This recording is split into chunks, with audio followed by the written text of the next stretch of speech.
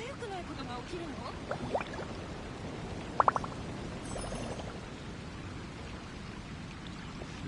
古代の錬金術は不思議だな。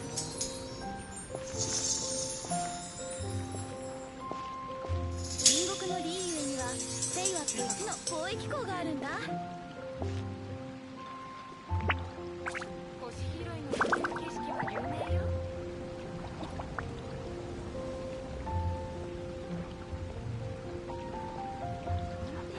あと大根スープも。こういう穏やかな日も悪くないよね。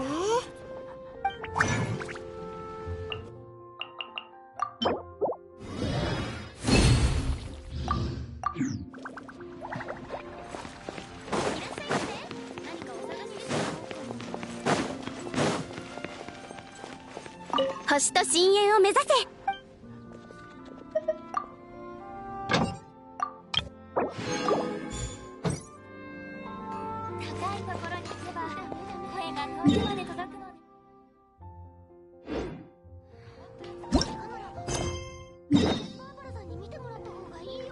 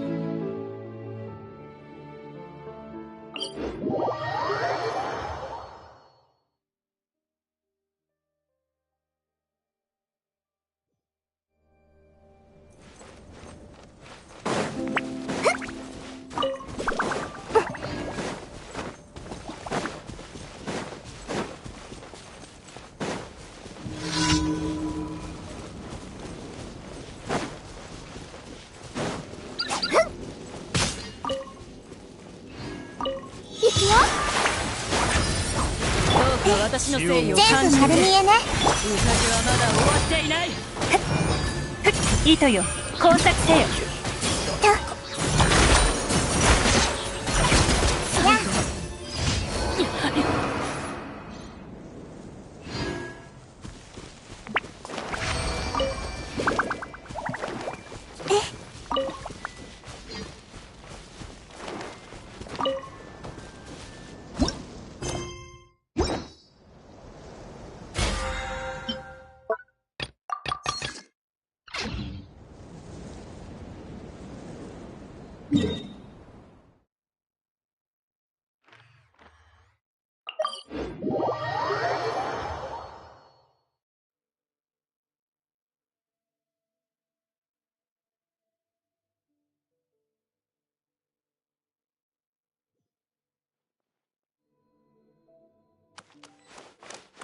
星と深淵を目指せ。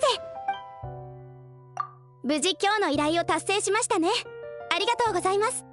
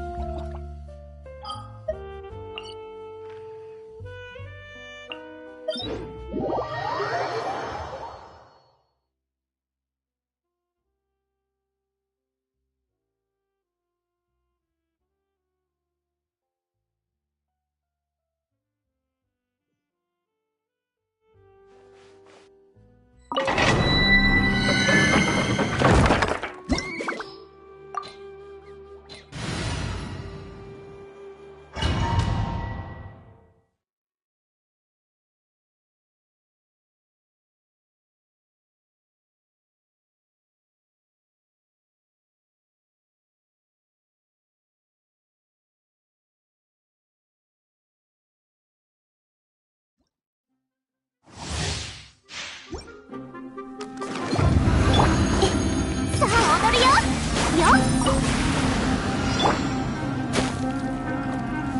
あれ、お客さんが来たみたい。かかれ。このダンスをあなたに。どの目が出るか。あっちゃった。痛くしちゃうかも。よいしょ。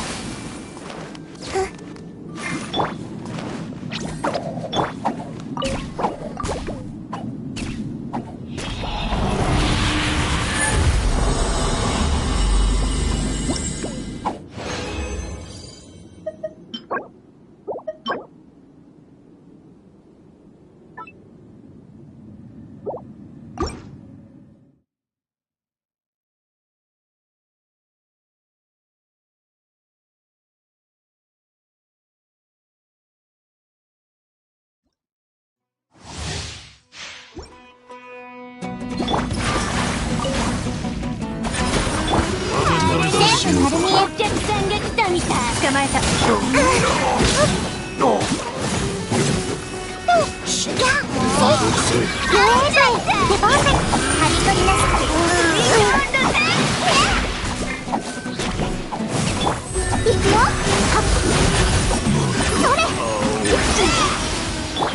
覚えたわよ。よっ。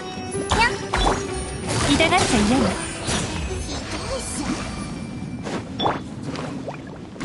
動かないでね。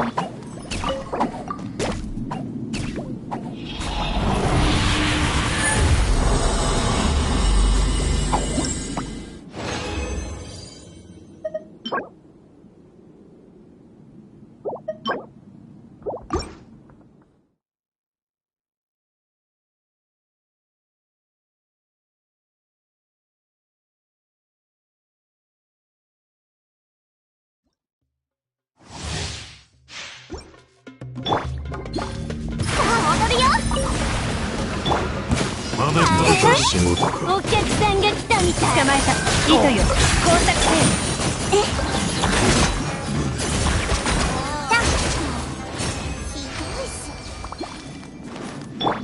怖くない。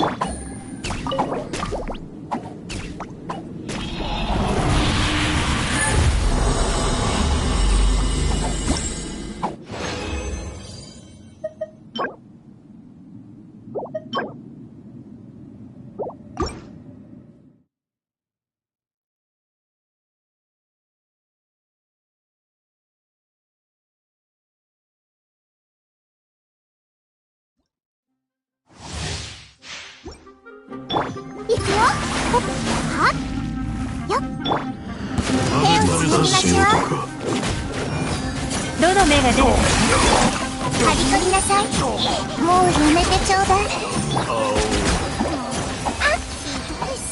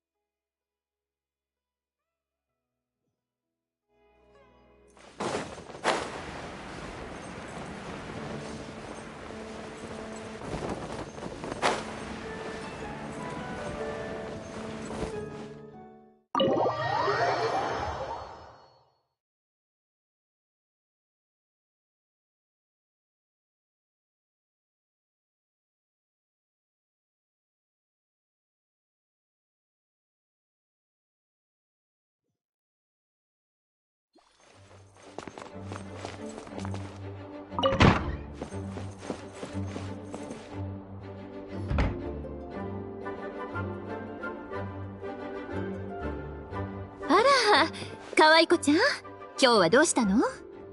お目当ては本かしら？それともお姉さんに会いに来てくれたの？相変わらず優しい子ね。でもあいにく今は仕事があって、しばらくはアフタヌーンティーに招待してあげられないわ。リサさんが真面目に仕事してるなんて珍しいな。確かにそうね。前回こうして研究に没頭したのはまだ教練院にいた頃だったもの。久しぶりに真面目に考え事をしたらちょっと疲れちゃったわ。そんなに興味があるのならあなたも参加してみない？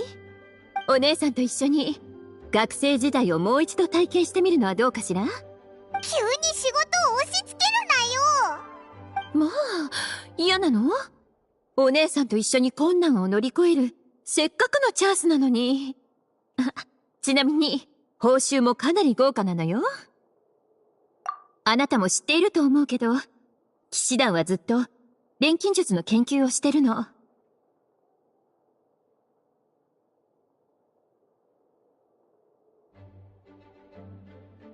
でも、大半の研究は実験室で行われるでしょ？だから人々は錬金術のことをあまり詳しく知らないわ。多額の資金を費やした研究は、結局、あまり多くの役割を果たせていなかった。そこで、ジンは錬金術の成果を一般人に広めることにしたの。ひとまず、錬金薬をね。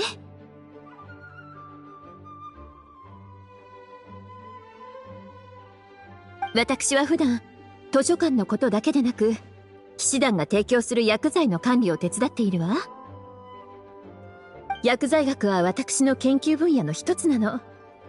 ジンからすると、私はこの仕事にぴったりだと思ったんでしょうね。ただ、人々が日々必要としているものを提供するって観点から見れば、素材を少し調整して、錬成方法も適度に簡略化する必要があるわ。そうなると、簡単だと思っていた研究が、ちょっと複雑になってきたのよね。つまり、オイラたちにその研究を手伝ってほしいのか？違うわ。お姉さん、もっとあなたたちにふさわしい仕事を思いついちゃったのよ。錬成技術の研究は着実に進んでいるけれど、実際に使った人々からのフィードバックが得られなければ、みんなのニーズに応えられるかどうかはわからない。でも、薬を開発しながら意見を集めるとなると、より効率的な方法が必要になってくるわ。そこで私はひらめいたの。直接錬金薬を売るお店を開けばいいのよ。そうすれば、薬を作りながら、日常的な需要についても調査できるわ。おお、さすがリサさんだぞ。二つの仕事をいっぺんにやるってことか。そういうこと。そして、この仕事に一番ぴったりなのが、我らが騎士団のエリート、旅人よ。教練院にいた頃も、よく学生同士で研究を手伝い合ったものだわ。かわい子ちゃん、こんな青春を体験してみたくない？なんかいい感じに言ってるけど、本当はサボりたいだけなんだろ？分かってたわ。やっぱりあなたって、とっても仕事が一段落したら、お姉さんが直々に報酬を用意してあげるわ。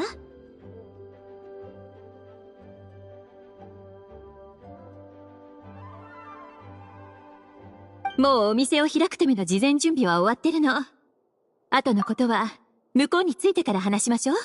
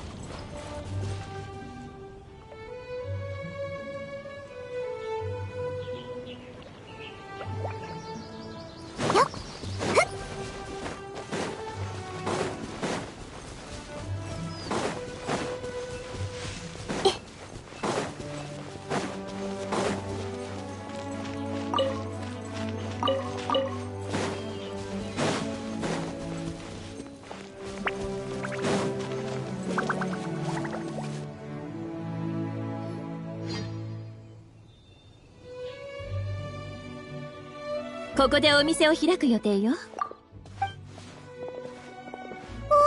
あ、この下準備をリサさん一人で全部やったのか？いいえ、騎士団のみんなが一緒に頑張ってくれた結果よ。開業資金はジンがわざわざ用意してくれたの。薬を作るのに必要な材料や設備についてはアルベドとスクロースちゃんが協力してくれたわ。そして今後の物資の補給は後方支援部隊の担当。そこにあなたたちも加わってくれたおかげでお姉さんの負担はかなり軽くなったわ。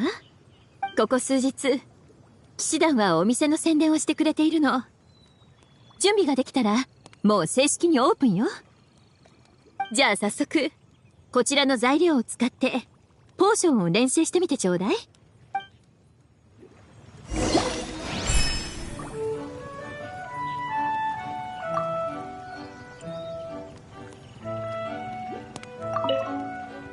材料を錬金釜に入れて手順通りに操作すればポーションは完成よ。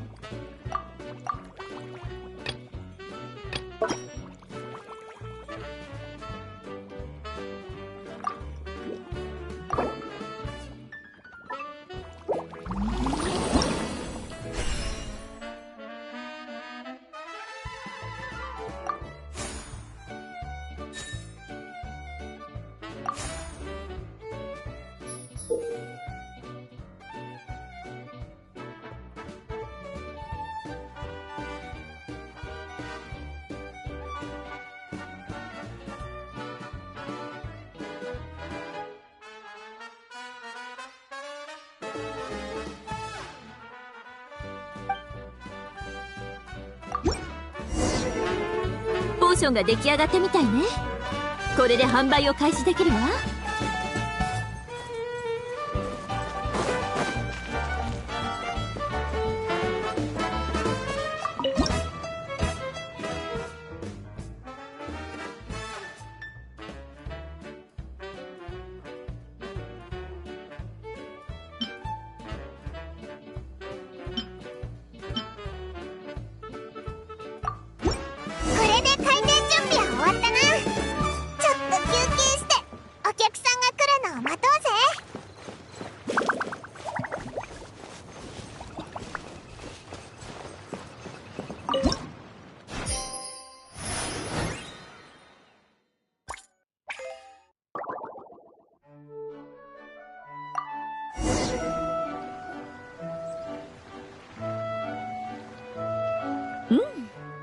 最初のポーションは無事売れたみたいね。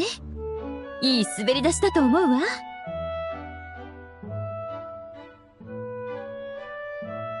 次にどんな薬を作るかは市場の情報を参考にして決めないといけないの。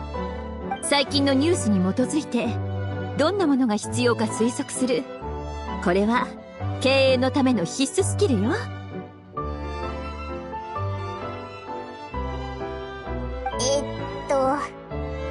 なんだか難しそうだな。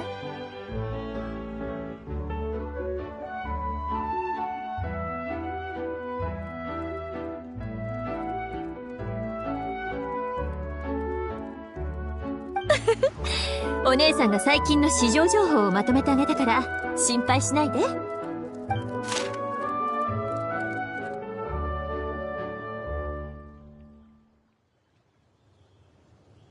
どう？これから販売するポーションについて何か思いついたかしら？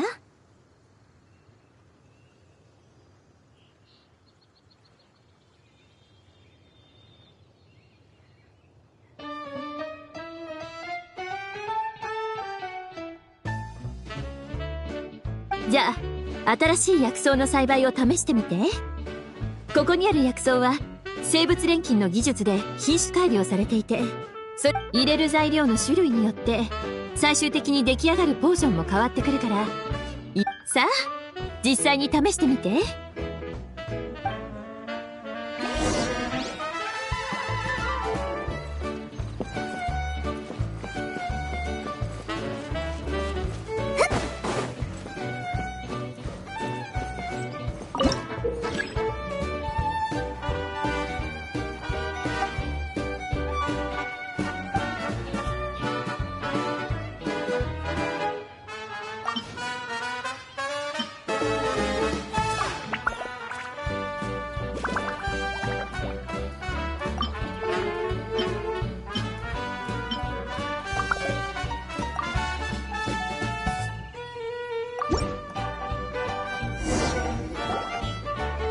栽培にも慣れてきたみたいね。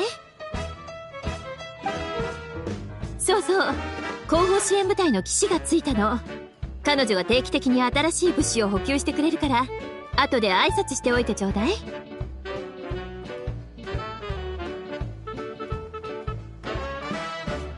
後のことはあなたに任せるわ。そうだぞ。なんでオイラたちだけが忙しくしてるんだ。私？もちろん、可愛い子ちゃんが経営と錬金術のコツをうまくつかめるようにサポートしているのよ。お姉さん、ずっと応援しているわ。頑張ってね。やっぱりな。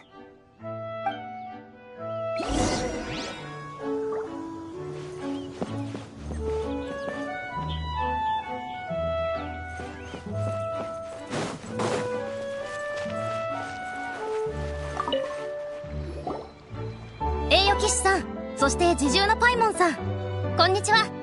後方支援部隊の騎士フレダです。どうぞよろしくお願いします。おお、オイラの名前ってもうそんなに知られてるのか。すみません、うっかりしていました。流行りの小説の呼び方が移ってしまって。あなたたちの功績はもはや伝説みたいなものです。私も各地を冒険する流浪の騎士になりたいです。はい、私もそう願っています。とにかく今は目の前の仕事をきっちり終わらせましょう。代理団長からあなたたちの経営を全力でサポートするようにと何か必要なものがあればいつでも言ってくださいね。最近新しい物資が届いたばかりです。必要なものがないかぜひご確認ください。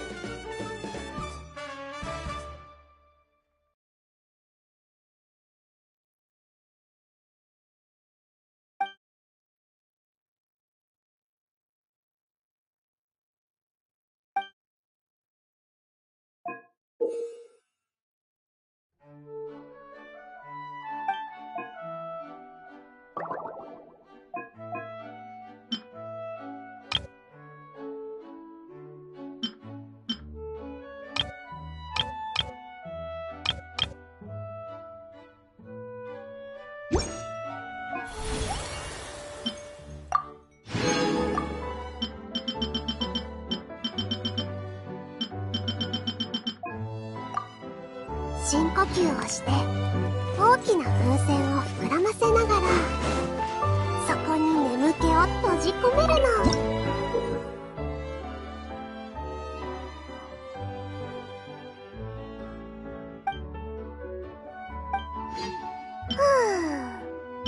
風船よ、飛んでけ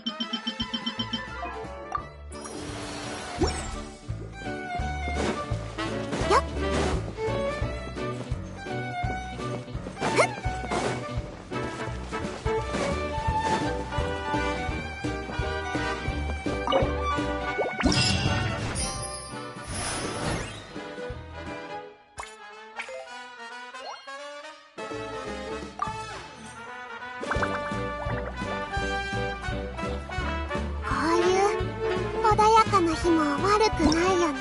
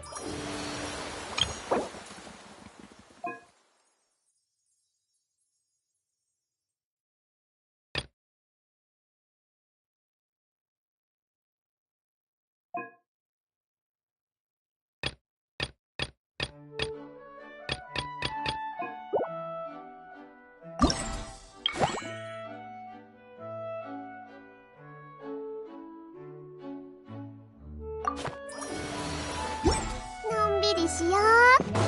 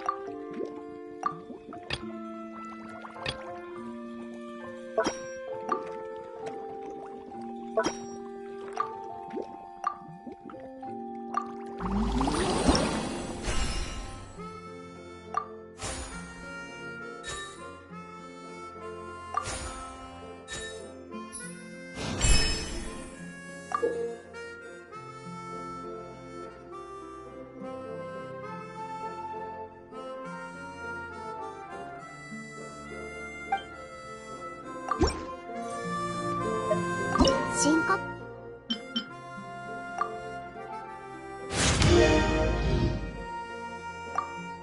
をして大きな風船を膨らませながら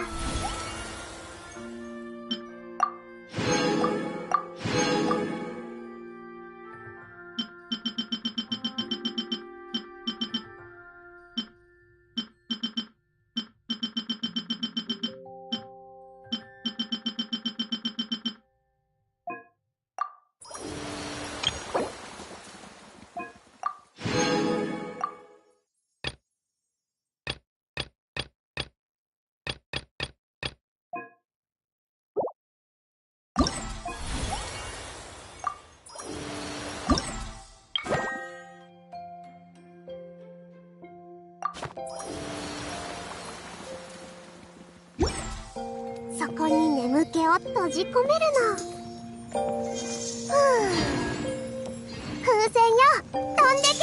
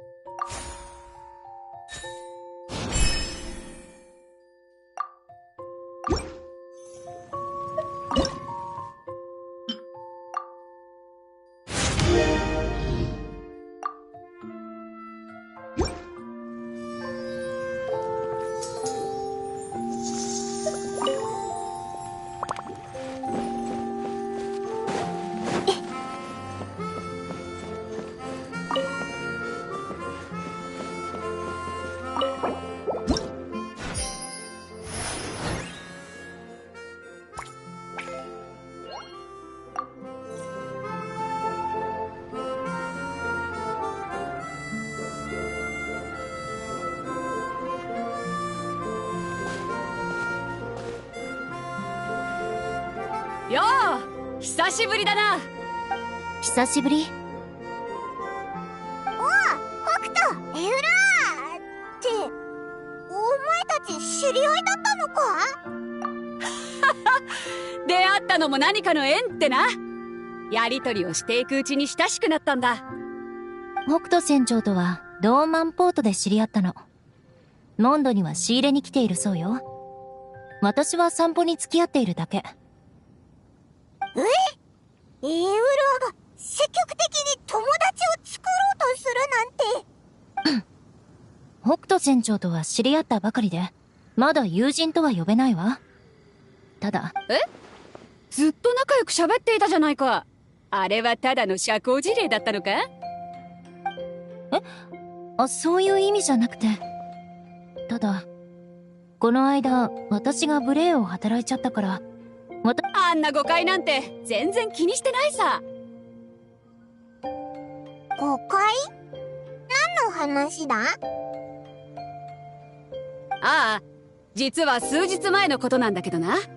船をドーンマンポートに停泊させている間、船員たちと酒場へくつろぎに行ったんだ。だがそしたら酒場で酔っ払いたちが言い合いを始めちまってな。殴り合いになる寸前で私は間に入った。ところがだ、そいつらは私の助言を聞き入れようとしなかった。どうしても互いに手を出す気でいたようだったから、ちょっとした方法であいつらを落ち着かせたんだ。でちょうどその時見回りをしていたエウルアにその混乱した場面を見られちまった。続きは私から説明するわ。この間ドーンマンポートの埠頭で密輸された2が見つかったから、うちは最近パトロールを強化しているの。あの日は知らない顔で、しかも船員の格好をしてたから、そういうことじゃないことを心配になって、北斗船長に入港許可証を出すようお願いしたのよ。手元にないから港のスタッフに確認してくれと北斗船長は言ったわ。でも私はどうしても同行してもらいたくて諦めなかったから、ちょっとしたいざこざが起きたというわけ。しょうがないって、あれがあんたの責務なんだからな。あの時はちょっと飲みすぎてて私の言葉遣いもきつかったし、その後エウルアと一緒に船に戻って書類を確認してもらったんで、誤解はすぐに解けた。それでちょっと申し訳なく思ったから、酒場に戻ったら一杯おごらせてくれって提案で、実際飲んでみたら共通する話題が多くてさ、酒場の営業終了時間まで話し込んじまったよ。昨日北斗船長が今日はモンド城を見て回りたいって言ってたんだけど、私もちょうど騎士団に書類を提出する予定だったから一緒に来たの。さっきから言おうとしてたんだが、私たちはもう友達みたいなもんなんだから気を使わないでくれ。そうね。じゃあ遠慮なく。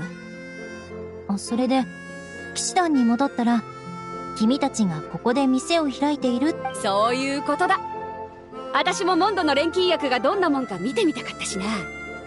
ああ、だが私は頑丈だし、航海で使うような薬もそうだな。精神を落ち着かせる安眠効果のある薬はないか？あら、北斗はあまり眠れないの？いやいや、私はぐっすりで横になったら即夢の中さ。日が昇るまでな。だが私の友人がな、普段いいものばかり食べてる割によく眠れていないようなんだ。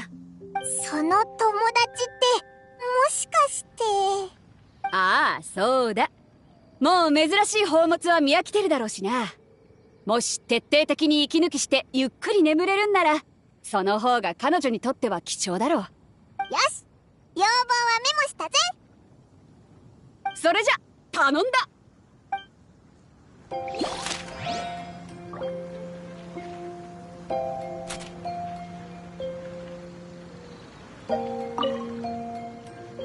薬作りは順調か？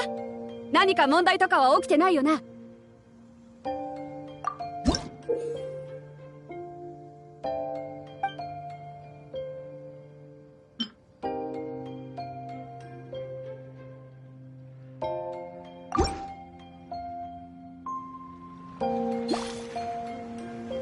よし、これで手土産の用意もできたな。もう帰るの？ドーンマンポートに行くなら送るわよ。ああ、一回りしたからそろそろ帰ろうかと。仲間たちをあんまり待たせるわけにもいかないからな。旅人パイモン、また今度な。商売繁盛を祈ってるぜ。遊撃小隊を代表して私も君たちに感謝するわ。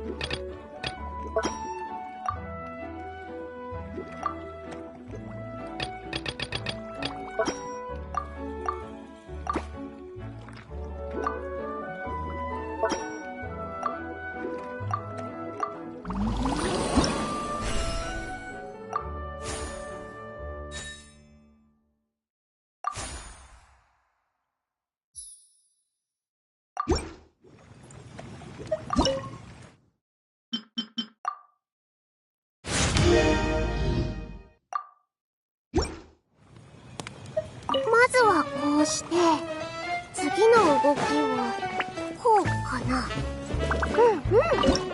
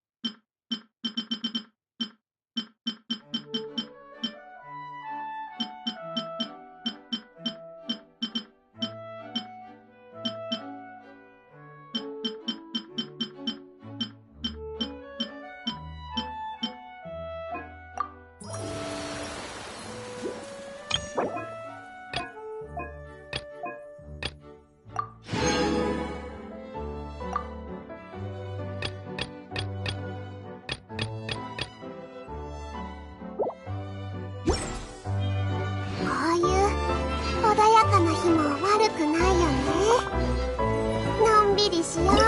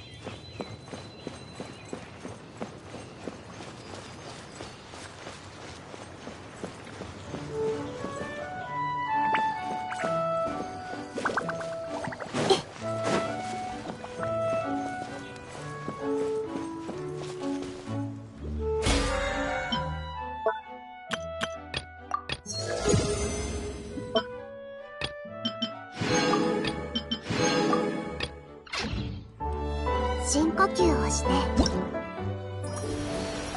大きな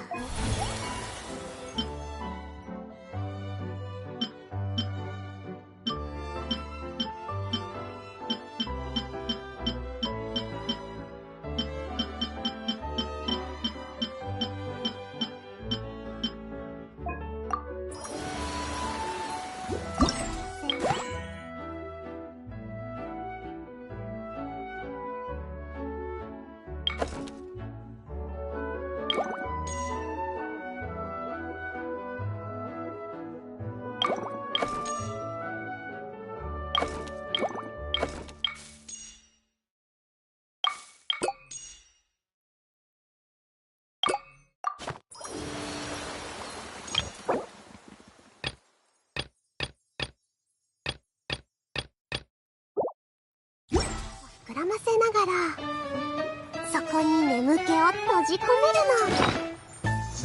ふう。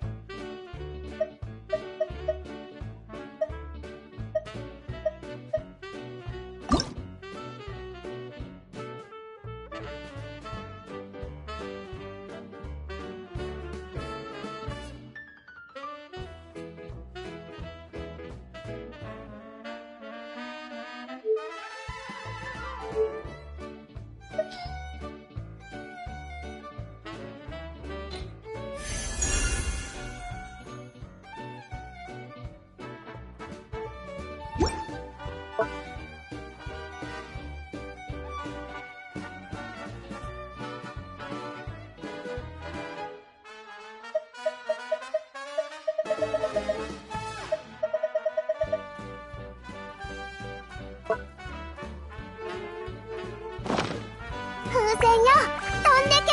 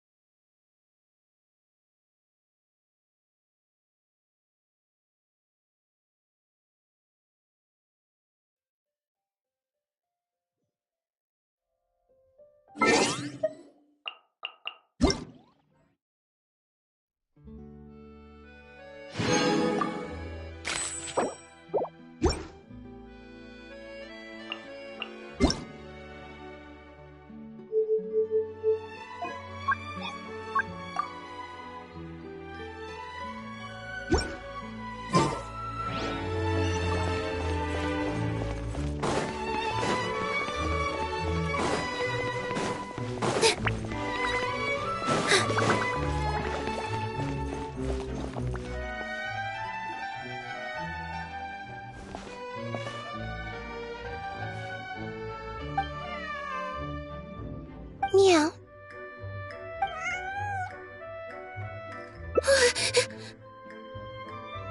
Oh, it's you. 1 second. Now activating chat mode. You made me jump there. I thought they'd finally caught me. Well, my heart rate did. Jumped up a little, I mean.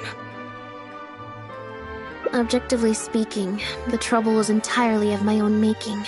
Half an hour ago, I was at Hotel de Boer for a drinks reception.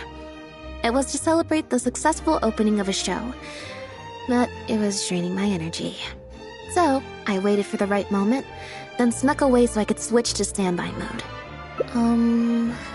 Probably because I'm playing the lead role in the show? Is that so surprising? I'm always getting invitations to do solo performances. I just usually get Linny to write back and turn them down. But then came the Fontanalia Film Festival. We took all the kids from the House of the Hearth out to see a film. and after it finished, they all started clamoring for me to try out acting for some reason. Anyway, it just so happened that a director called Mary had sent me an invitation right around then. I'll spare you the details, but basically, I ended up accepting it. Yep, you nailed it. I'm playing the role of a puppet. In fact, the show's called The Lost Puppet, and it's a masked mime show. So I don't have to do any facial expressions or say any lines. Literally just a series of physical movements. The director says it's a very avant-garde art form. Art is not comprehended by the mind, but felt in the heart. At least, that's what the director says. Anyway, if nothing else, the opening performance seemed to go down well. At the drinks reception, everyone was crowding around me, saying, "Triumphant character portrayal, faithful adaptation of the original work, unequivocally, quintessentially avant-garde," and stuff like that. But being the center of attention is draining. So the moment they left me to go harass the director instead, I was out of there. The other thing is, some weird things happened while I was on the stage. Oh, sorry, Bonnie. I didn't mean to leave you out of the conversation. My bad. No, we just met. We bumped into each other right after I slipped away. Well, it'd be kind of difficult for us to communicate otherwise. Besides, I think she's taken a liking to the name. Haven't you, Bonnie? Yeah, that's right. Good kitty. We'll go find your owner soon, I promise. Nope. She's wearing a collar, and for the most part, she's pretty well groomed. If she is a stray, she hasn't been for long. Her stomach's been growling a lot. I guess she must have been missing for a few days now. As much as I'd love to hang out with her for a while longer, her owner's probably worried sick about her. But the reception... I should probably show my face there again at some point, even if it's just to make excuses and leave again. Well, I just find it exhausting, thinking through all the different ramifications of different choices and so on. That's more Lenny's area than mine. It's fine. He got Fremine to make me a little something for just this situation. Poof! A phaetometer. It looks pretty over the top, I know, but it's essentially just a box of cards. He kept the design simple, so it'd be harder to break. The way it works is, I pick a card at random, then look at the number on the card. Well, for example, if the number on the card is 5 or higher, I help Bonnie find her owner. I just have to believe in the bond between me and my cards, and my fate will reveal itself to me in numerical form.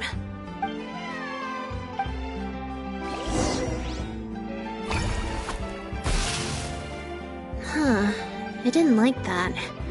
Was I using it wrong? Maybe if I just...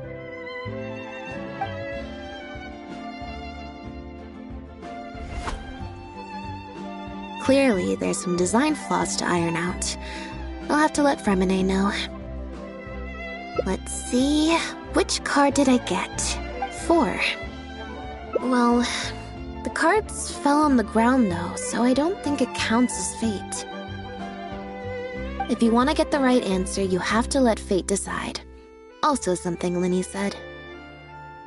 So, to put it another way, if picking a card up off the ground is how to not leave it to fate, then that means it must be the wrong answer. Or... Why don't you pick a card? Since I ran into you here, that means... our fates are, like, interfering with each other. Thank you. This one is final, I promise. Here, take the phaetometer. If it's 5 or above, that means fate successfully changed. Anything lower than 5 is a fail. Also, if you have your own thoughts about what I should do, feel free to share it. Now that I've got a good problem solver here to help, I don't need to run every little thing by fate.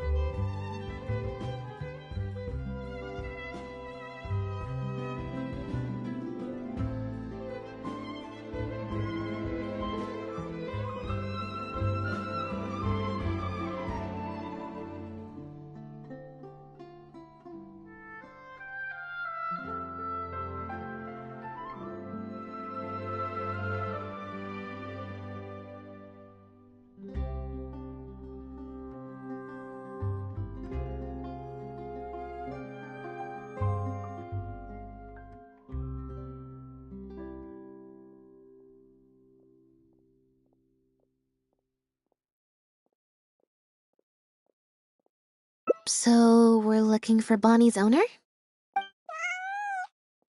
I think I'll go to the Steambird and see about putting an ad in the paper.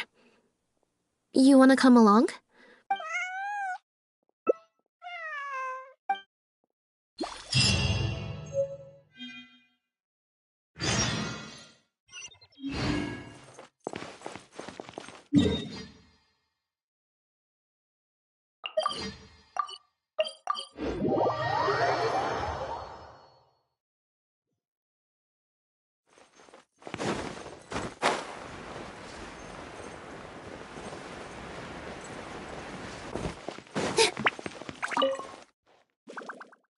Every stupendous day starts with a Steambird. Oh, hi, Lynette. Hi, Traveler. What? I don't think so. Have you picked up a stray? Yep.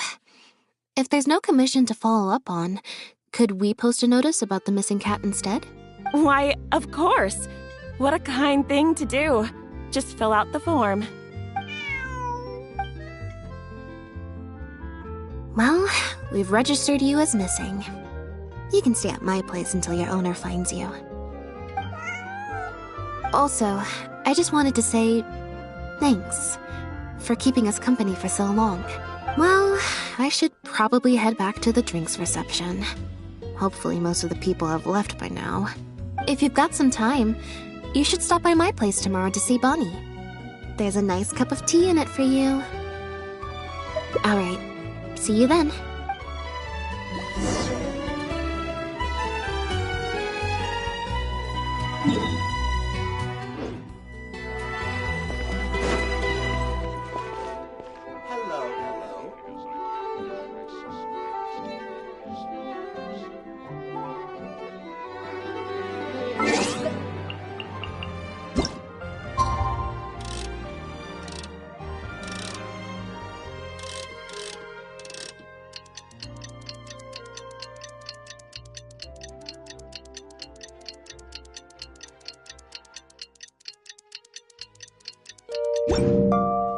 Relaxing days like this are nice.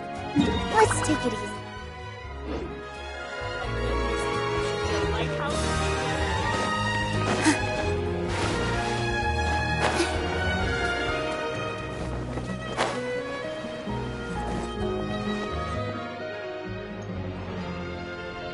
I believe this cat belongs to me. I already told you, this isn't your cat. Just take a breather, you two. Oh, you're here. As you can probably see, you'll have to take a rain check on that tea I promised you. This is my friend's cat. He's preoccupied with some important business, so I came to retrieve her in his stead.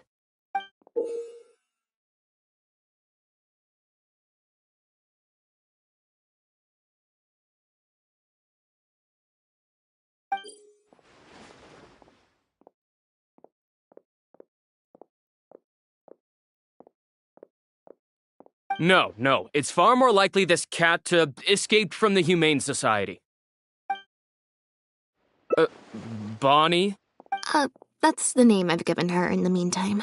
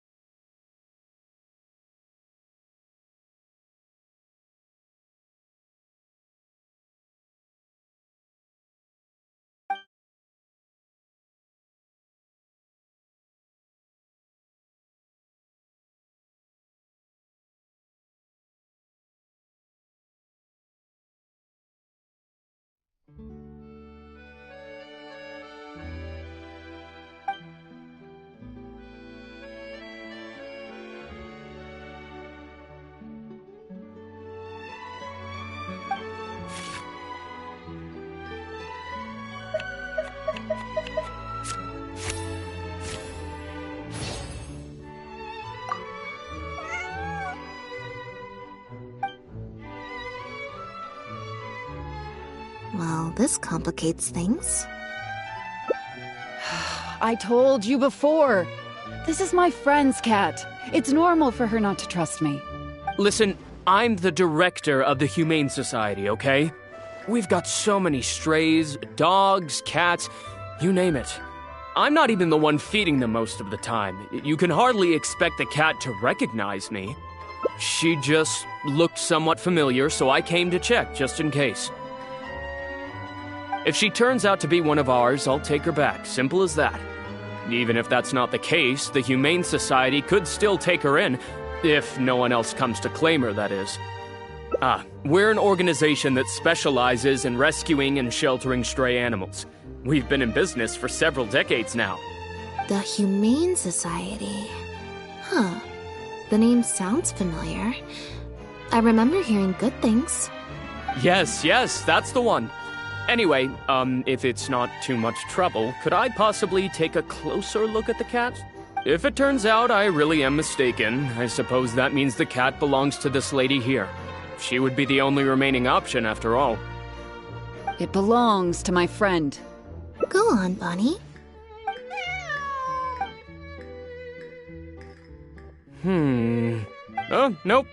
Looks like I was mistaken. They do look similar, but there's an ever so slight difference in this one's fur color. Well, I suppose this means I still have a missing cat to search for. Apologies again for the confusion.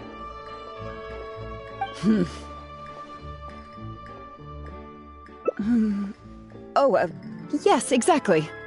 Wait a second. You lied earlier, didn't you? Lied? I'm afraid I don't know what you mean. A liar always has a tell. The look in their eyes, their breathing pattern, the way they hold themselves. The things that can give you away are often more numerous than you would think. What are you talking about? The way I see it, you're conflating baseless conjecture with fact. Normally, when someone is called out, their breathing speeds up as they begin to panic. But your breathing pattern hasn't changed one bit. In fact, it's been strangely calm and measured this entire time. If you're a bad guy, I'm sure you'll take off running the first chance you get. If you're a good guy, the most likely explanation is that you're a member of the guards. Or And you're basing this off of? Intuition. Nothing more. Intuition. Well, I have to hand it to you, Lynette. You're right. I'm a member of the guards. The name's Elodie. I'm currently investigating a cross-border smuggling case. This cat here, Bonnie, was her name? Well, her owner is one of the prime suspects of our investigation. A couple of days ago, our suspect got wind that we were on his tail and fled. That's most likely how he got separated from the cat. I just so happened to stumble upon your notice in the Steambird. So, I decided to see if he'd come back for her. But it looks like I overestimated him. The impact of this case has been huge. The Marechaussee Phantom, the guards, and the Special Patrol have all launched investigations. If there was even the slightest chance that he would show himself, a new kind of illegal drug, imitation synth. We confiscated all the synth on the market, but addiction isn't something that goes away overnight. Even without substances on the market, people are still looking for a way to get their next fix. And criminals are all too eager to capitalize on that addiction. That was the impetus for imitation synth. After the original synth debacle, we put several measures into place to prevent similar incidents from occurring. The perpetrators got smart, though, and shifted their sales overseas before those measures could kick in. That's when the imitation synth smuggling began. We only recently got word of the presence of imitation synth overseas. We managed to track down evidence of some early transactions. What we were able to find out, however, hasn't proven that useful given the amount of time that has passed. The Marechaussee Phantom launched an investigation to track down every person in Fontaine capable of producing a drug like that.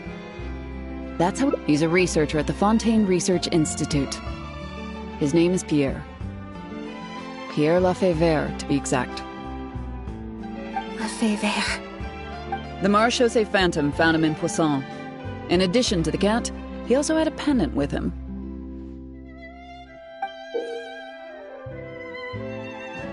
At first, there wasn't much cause for suspicion. A search of his house didn't reveal much to go off of either. The Marechaussee Phantom very nearly left it at that. It was only later that we realized the coat of arms on his pendant belonged to none other than the Lafayette family. one of the most infamous aristocratic families in Fontaine. Obviously, this discovery prompted a further investigation into Pierre. At that point, however, we discovered that he'd already fled. Now the guards and the Special Patrol are all searching for him.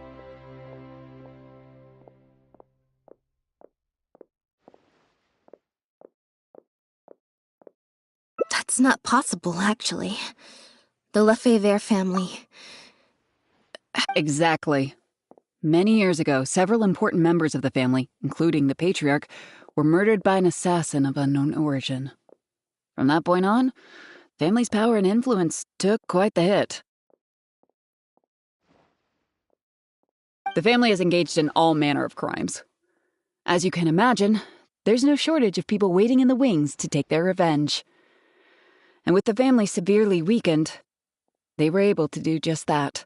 Most of the remaining family members succumbed to sickness or hunger. The ones that survived are currently living out their days under a new identity.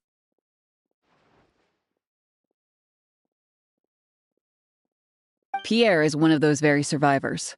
He's been hiding away in the Fontaine Research Institute all these years. His true identity unbeknownst to all. Until now, that is.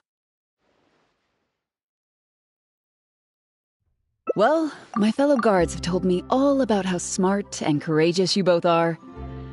And I know you possess a strong sense of justice. There could be a chance that Pierre, or one of his accomplices, might attempt to get close to Bonnie. Now that you've been briefed on the situation, I was hoping you'd help us keep a lookout. If I take Bonnie back to the guards with me, there's no way Pierre will try and come for her. Not even the most daring of criminals would attempt something like that. I have to admit, I'm not holding out too much hope that Pierre will come back for her. But if there's even the slightest chance, then it's worth a shot.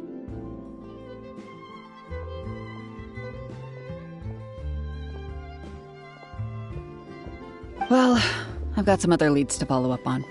If Pierre does appear, please contact me right away.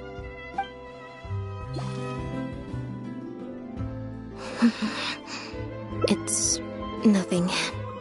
I'm fine. It's just... the head of the Lefebvre family. He was the eminent person. It was at a dinner party. Someone tricked me into boarding the Lefebvre family carriage. Whoever it was, they took me back to their home. But before anything worse could happen, Father intervened. Yep. Father was the one who orchestrated the fall of the Lefebvre family. After all these years. Don't worry about me. I wasn't feeling sorry for myself. I was just thinking about Lenny. He's been acting strange recently. He avoids me for days on end, consumes himself with some secret investigation, and then out of the blue pushes me to do that acting job. Thinking about it now, it's almost like the one I drew from that deck of cards was part of his plan all along. He must have asked Fermanet to help him out. In any case, I know he's hiding something from me. It's very possible. I'm sure he tried to send me away because he was afraid it would bring up some painful memories for me. Even after all these years, he's still as overprotective as ever. You'll have to help me teach him a lesson if we run into him along the way. Yep. I want to head to the Fontaine Research Institute to learn more information about Pierre. Just let me activate search mode and then we'll head out. Who knows? Maybe we'll run into Linny along the way. A little bit of both, perhaps. For the most part, though, I just have the sense that something's not right. Something isn't adding up about Pierre's story. I'm just not sure what. Okay, I'll write a letter explaining everything to the crew. Once that's done, we can head out.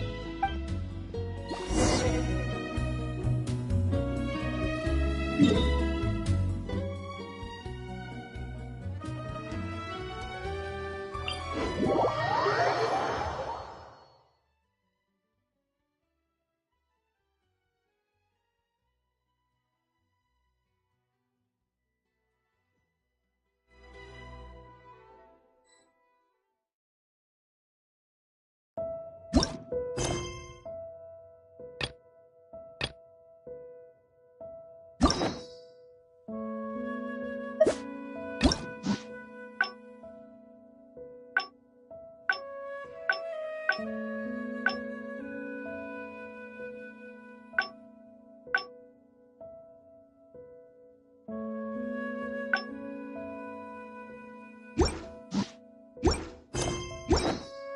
a deep breath, as if you're about to blow up a huge balloon. Exhale all your sleepiness into it, and then... Lynette, you're, not at rehearsal? You can drop the act, brother. In fact, I don't think either of us will have a need for acting anytime soon. You should know better than to try and keep something from me. You've never been able to do that, even when we were kids. And that's why I tried to distract you with the masked mime show. But I guess you're just too good.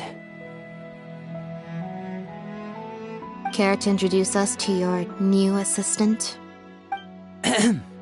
This is Officer Shovras, captain of the Special Security and Surveillance Patrol.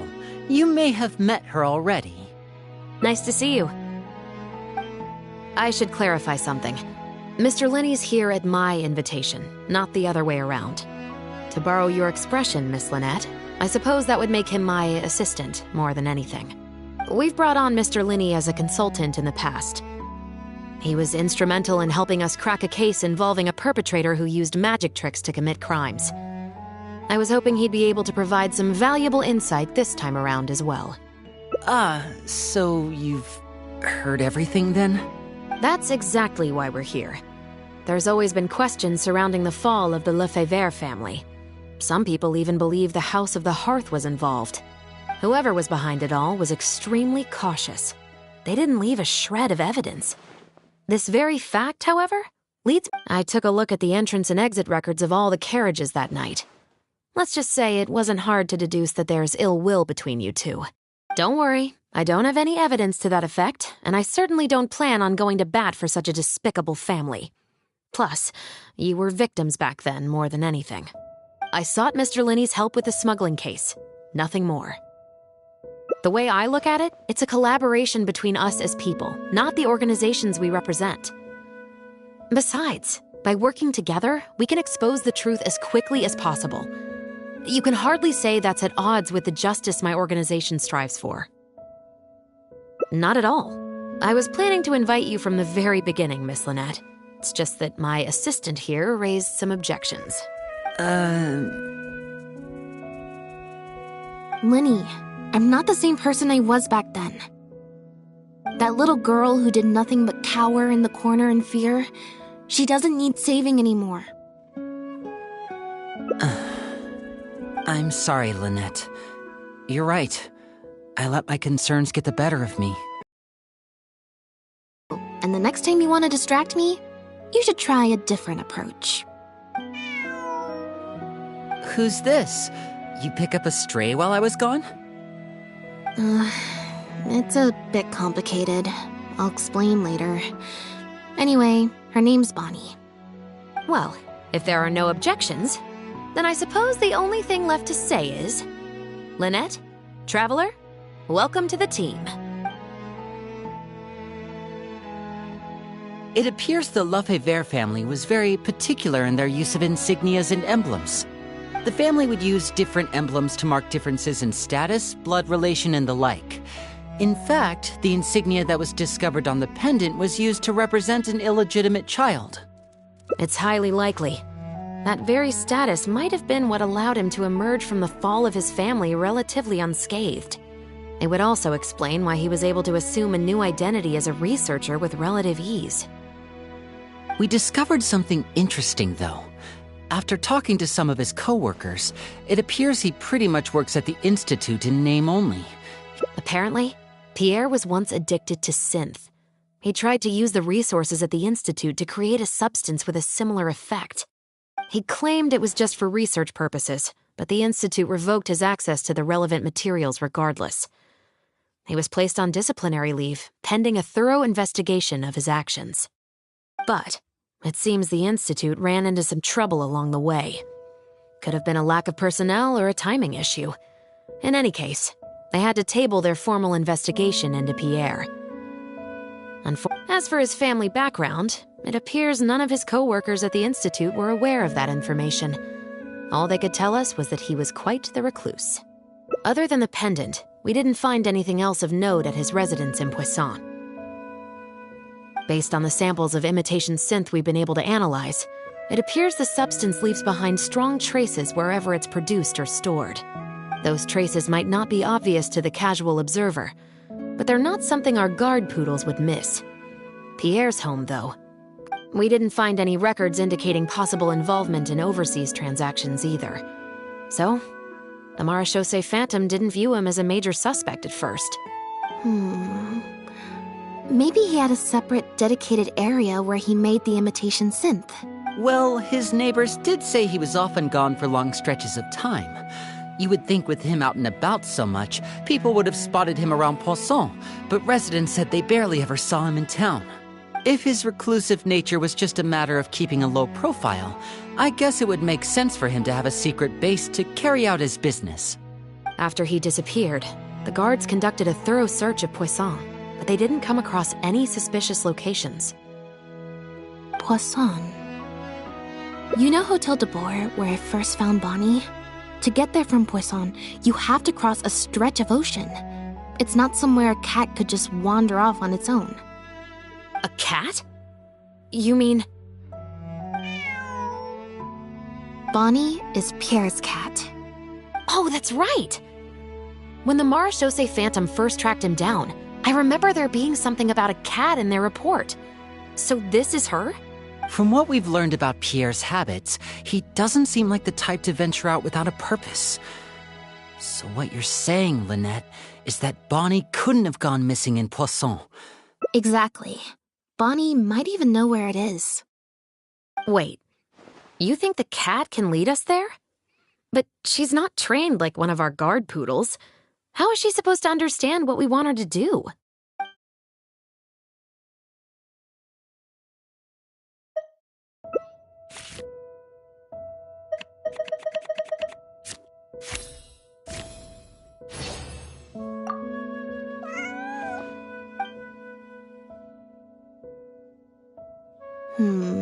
Near the coast, the beach, and beneath the cliffs. Well, I've certainly never taken a witness statement like this before. Well, if it works out, maybe it's something worth getting used to. Cats and humans are actually pretty alike. When it comes to communication, most of what we want to convey can be accomplished through body language alone. But humans tend to rely too much on speech to ever take advantage of that fact. Of course, body language has its limitations. You're not going to be able to get across anything too complicated. The important thing is that we now have a lead. Let's try and find a place that matches the clues Bonnie gave us.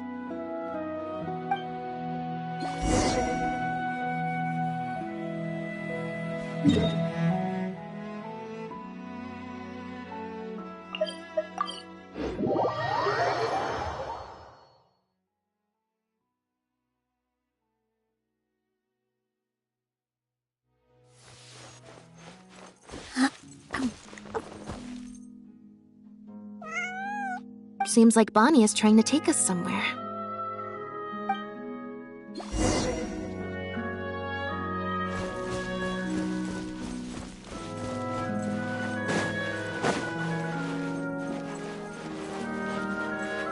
Gardemex ahead. Look out! Here comes the catch. I see everything. Dance with the waves!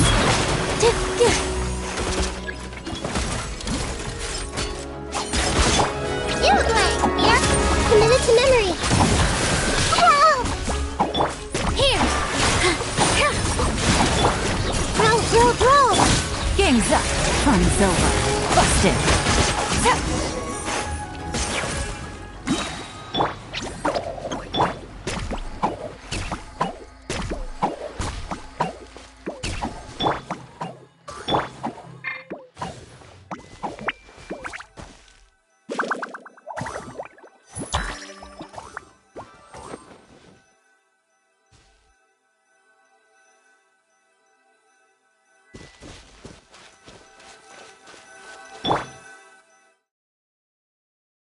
Wow, Lynette, you found this place so easily.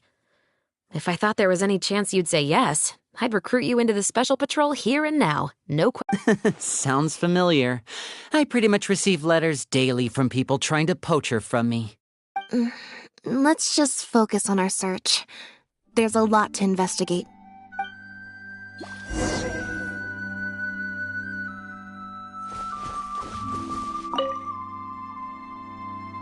Aha! Just as we thought. This is where the imitation synth was being made. Looks like he's got more than just imitation synth stashed around here. In addition to the raw materials needed to synthesize the substance itself, these cleaning agents are likely used to dispel traces of the substance, like its smell. The Special Patrol did some digging into imitation synth. Our records indicate that it's very difficult for ordinary people to detect traces left behind by the stuff. I'm sure it must have taken a considerable amount of time and skill to ensure all those traces get washed away. But what are these other drugs for?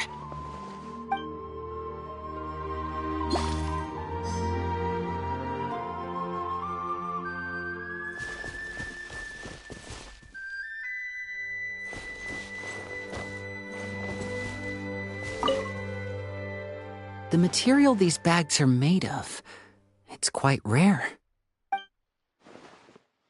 It's the very same, actually.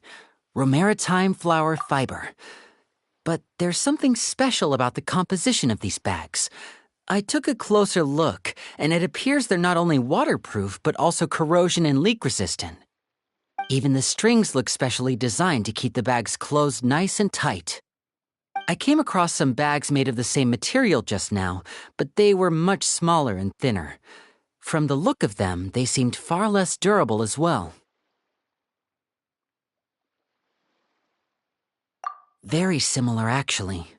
Normally, it would be easy for a guard poodle to sniff out the imitation synth, but if it was sealed away in a bag like that, it might be possible to elude detection for some time. But what could these big bags be for then? If the goal is to keep the imitation synth hidden and sealed away, these bags seem a bit too conspicuous.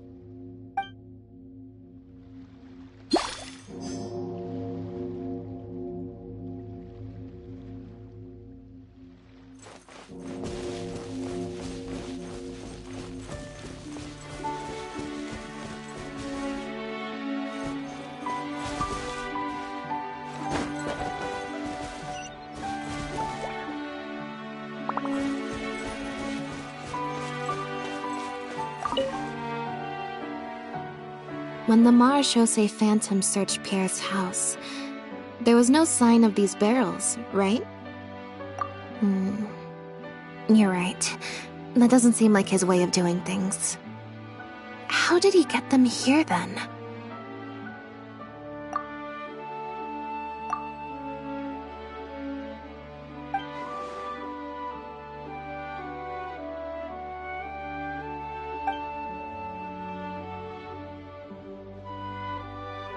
Only the lower halves of the barrels appear to have been submerged in water.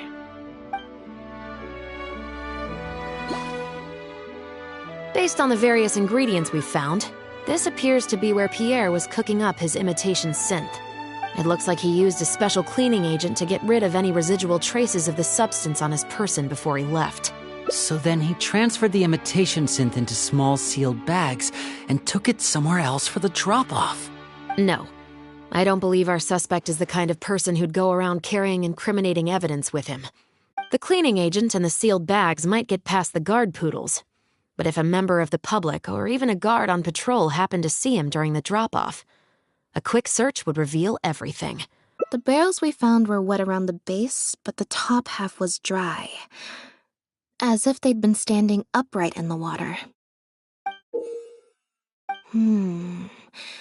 If you put a barrel in the water, it will normally float on its side, unless it's heavily loaded, in which case it'll sink.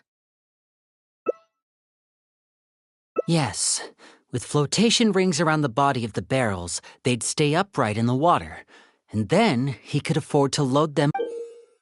You think he used floating barrels?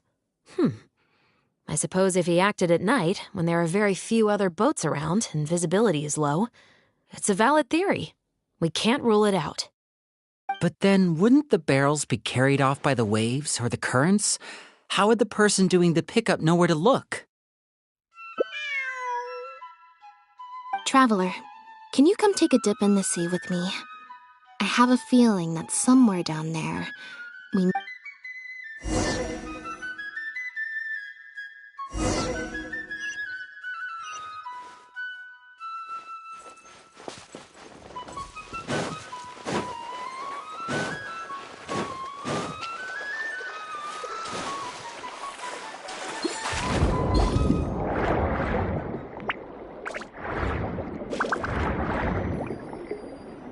The wreckage of a small boat?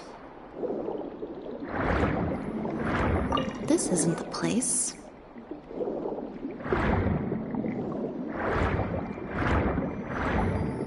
This isn't the place.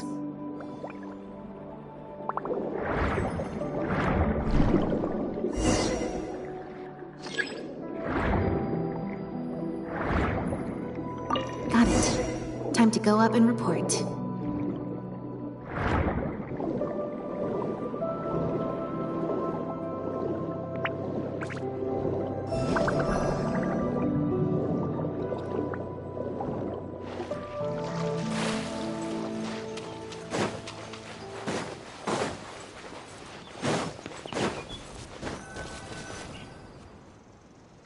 As expected, we found a few pieces of rope and some anchoring stones underwater. If you attach them to a floating barrel... With this anchoring system, it would be possible to use floating barrels for the drop-off. You would just need to drop them in the water at the agreed-upon location. We also came across the wreckage of a small boat. It must have been left out on the water and capsized due to the force of the wind and waves. Its small size, however, would have made it perfect for staying undetected. Let's talk this through. Based on the evidence we've collected, it seems like Pierre would row a small boat out to the agreed-upon transfer point, drop off the barrels, leave, and then row back and retrieve them after the transfer was complete. It could be that he was trying to avoid meeting up with his associate face-to-face. As one of the sole survivors of the Lefebvre family, maybe he was just used to that sort of elusive lifestyle. It seems like Pierre deliberately chose the floating barrel method so that the goods could be dropped off and picked up at separate times. That way, the two parties wouldn't have to meet each other. Well, if that's the case, they must not have a very close working relationship. Let's not jump to any conclusions just yet. Assumptions can be detrimental to solving a case. It's possible they were just trying to keep a low profile. The most important thing is that we can now confirm Pierre wasn't acting alone. The floating barrel drop-off system is proof enough of that. Let's say for now that he was only in charge of producing the imitation synth. Since we've determined that the goods were transported by boat, maybe we can track down some travel logs or something. We can certainly check the various ports for that information. It's possible, however, that Pierre's associate also used a small boat for the transport, and docked along the shore rather than at a large port. Absolutely. Before Pierre disappeared, we made sure to investigate all sorts of outward-bound vessels. We also had port authorities keep a lookout for anything suspicious. Unfortunately, we were never able to find out how they managed to get the imitation synth across the border. You're right. Whatever vessel was used for the pickup, the person responsible for smuggling the substance out of Fontaine would have had to use a larger vessel for the actual transport. That's the only way they would be able to smuggle on a large enough scale to make a profit.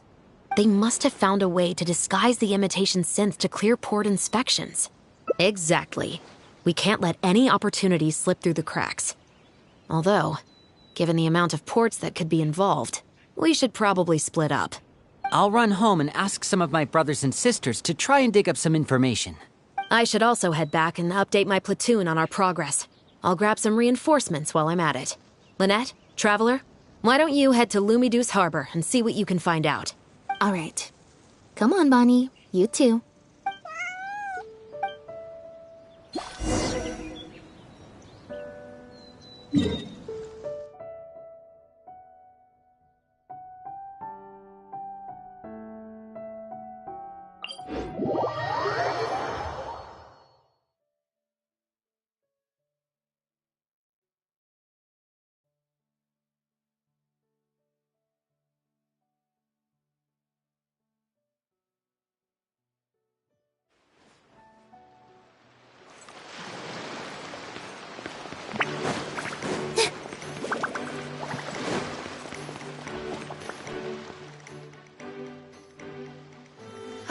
Lynette, traveler.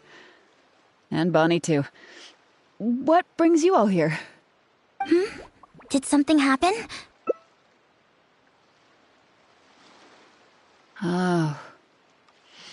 I see. Thank you for everything you're doing for the people of Fontaine. I'm in charge of guarding the port. You mentioned you were after some travelogues, right? I can go fetch those for you. Looks like I've got another hard day of work ahead of me. No, not usually. It's this incident that happened recently. Before that, everything was normal. All we had to do was confiscate anything suspicious and we could call it a day. Pretty simple stuff. But things are much more complicated now. We somehow let suspicious cargo pass through the port undetected. Not even our guard poodles were able to sniff it out. Even worse, we still don't know how the perpetrator was able to conceal the goods so well. By suspicious cargo, do you mean imitation synth? Yep. However, prohibited substances are just one example. We confiscate all sorts of contraband during the course of our inspections. So what happens to the goods you confiscate? Oh, we keep them in a storage locker. If they turn out to be something particularly dubious, we'll turn them over to the Maison Orderly.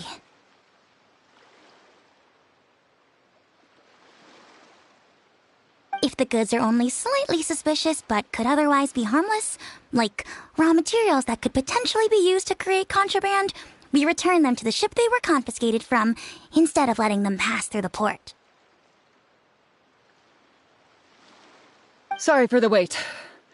These are the travelogues for all the recent activity at the port. Oh, you brought Gerard with you. Actually, he followed me here himself. It's like he smells something on me. Huh. I wonder why Gerard is reacting to you two so strongly. Huh? We were so careful not to touch it, but we still ended up with traces on us. If it leaves a residue so easily, I just don't understand how the culprit was able to disguise the goods at all. Why don't you have a look at the travel logs first? All ships coming in and out of the port are recorded here, except for the ones the port authorities ride to and from work.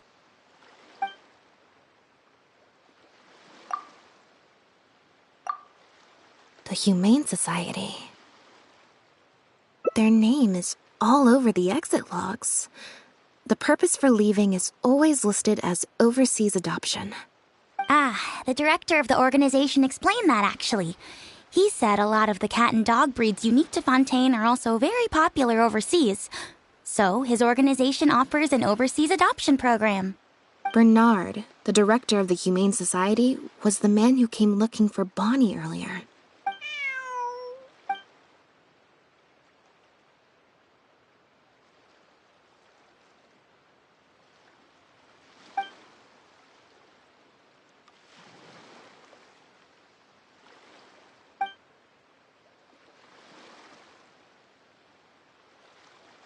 Have you figured it out too, Traveler? The way the criminal disguised the goods? When Bernard asked to take a closer look at Bonnie, he was actually checking whether there was any imitation synth in her stomach. Wait, what? The sealed bags we found at the secret base. They were specially made to be corrosion resistant. There were gaps around the lids of the barrels, and airbags were used to keep them upright in the water. Those drug shivers found at the secret base. She most likely didn't recognize them because they're not used on human beings. It's an anesthetic used on pets. Pure. Must have made the animals swallow the sealed bags full of imitation synth at his secret base. Then he stuffed them into floating barrels and left the rest to Bernard. The sealed bags combined with an animal's body odor would certainly be enough to mask the scent of imitation synth. During our inspections, we would have never thought to inspect the bellies of those animals for anything suspicious. Even if we tried to feel around for something, I'm sure it would be difficult to detect. Exactly. I bet Bernard even transported animals with synth in their stomach alongside ones without. She's probably in the clear. Otherwise, Bernard would have never left without her. I'm guessing he didn't know whether Pierre had already hidden the next batch of imitation synth before he fled. Just imagine. He sees the notice we put in the Steambird, and it turns out that one of the very cats he gave to Pierre for the smuggling operation is out in the open. If Pierre had already hidden the next batch of imitation synth, then Bonnie would practically be living proof of their crimes. He would have had no choice but to go after her. So, that's why he came to find you and insisted on taking a closer look at the cat. Wait a second, I'm a little lost here. I get the part about hiding the substance in the pets, but those, what did you call them again? Floating barrels? Why even put the animals in there in the first place? If you've got something as convenient as a floating barrel, why not just stuff it with the imitation synth directly? Why not wait to hide the stuff until after the exchange has been made? In order to make sure the animals could swallow the sealed bags, they made them extremely thin. Had they not done that, the animals would have likely bitten or chewed through them. That step would have required a lot of energy, as well as a certain amount of technical expertise. So it was better left to the more experienced Pierre. We've already proven how easy it is to pick up trace amounts of imitation synth, so I'm sure Bernard was taking all the precautions he could to avoid the same fate. Okay, then let's head to the Humane Society right away and bring that guy to justice.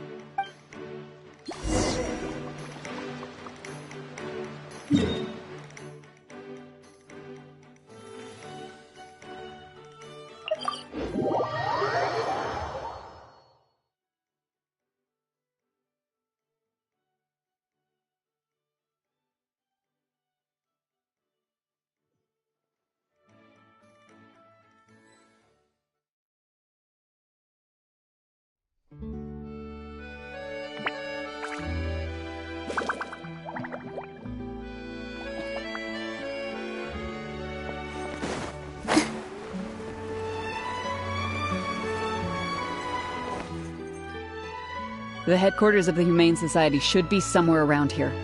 Bernard could show up any moment now. Ah, you're the people from earlier. Wait, you're from the guards?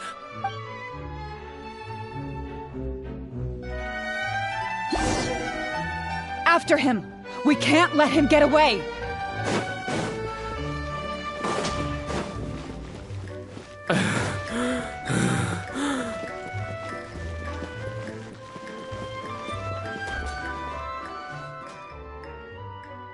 Give it up, Bernard. Mercy, have mercy. I'll talk. I'll tell you everything I know. The Humane Society has done so much good over the years, and yet you have committed such an atrocious deed in its name. Look, I didn't have a choice, okay? My father cared about those blasted animals so much, he didn't bother to take care of his human wife and son at all. While those animals were showered with love, I lived worse than a dog. No one asked. Tell me, how did you first get to know Pierre? Well, after I took over the Humane Society, it gradually became harder and harder to maintain its operations. Until one day, someone suddenly passed me a letter. It said that I could stand to get a large sum of money as long as I helped them to transport some animals abroad. It was only after a few such transports that I finally understood But then, Pierre wrote to me, saying that we were already partners in crime and that I better keep cooperating with him if I didn't want to be reported to the guards.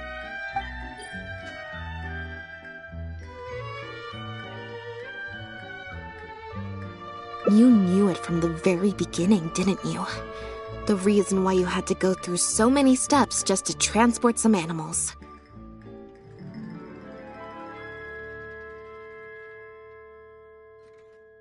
I'd suggest that you confess everything right now if you don't want to add anything else to your list of crimes. Yes, officer. I would order wooden barrels and flotation devices according to his instructions, and then load the sleeping animals onto a boat. Once I sailed to the location he provided, I would dump everything together into the sea. And a few days after that, I'd come by again in my boat and pick up the animals sleeping in the barrels. Once I had received enough of them, I'd bring them to the harbor to be adopted abroad. That guy, Pierre, he was running the entire show. He set up all the meeting times and found all the foreign adopters. And he even supplied all of the goods, too. I just did the transport. He was the one who planned out and executed everything else. Look, I don't know, okay? I've never ever met him in person. We've only ever communicated through letters. And when did he send his final letter to you? Just last night. He said that the Marechaussee Phantom is now after him, so he's planning to go into hiding for some time. He didn't mention where he's thinking about going, though, but he did tell me to look out for the guards. It's been a few days since Pierre's last appearance. I'd wager that he sent that letter after he found his hiding spot. I burned them. It was on his orders. I had to burn every letter after reading them. I wasn't even allowed to share them with the rest of the society employees. Sure sounds like you're trying to use the lack of witnesses or evidence to pin the blame on Pierre. No, I swear, this time I'm only telling you the truth. Well, we can check the truth of your statements at the Opera House. I hope you know what'll be coming for you if I were to find any discrepancy between the evidence and the testimony you just gave. I know, I swear I was just telling the truth. My thanks to you both. Had it not been for you... Bonnie helped, too. That's true. It was all thanks to her that Bernard was finally exposed.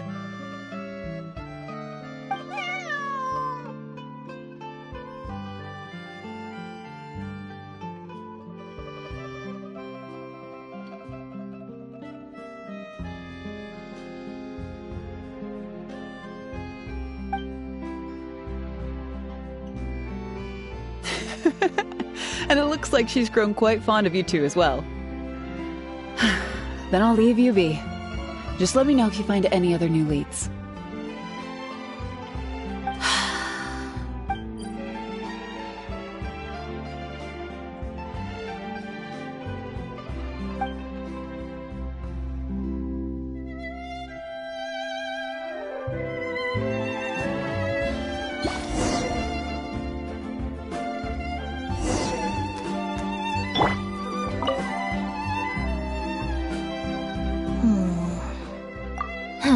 Was that obvious, huh? Well, even though it didn't feel like Bernard was lying, after talking to him, I'm getting an even stronger sense that something's not quite right. We investigated so quickly that perhaps we've missed a thing or two along the way. Let me activate deduction mode.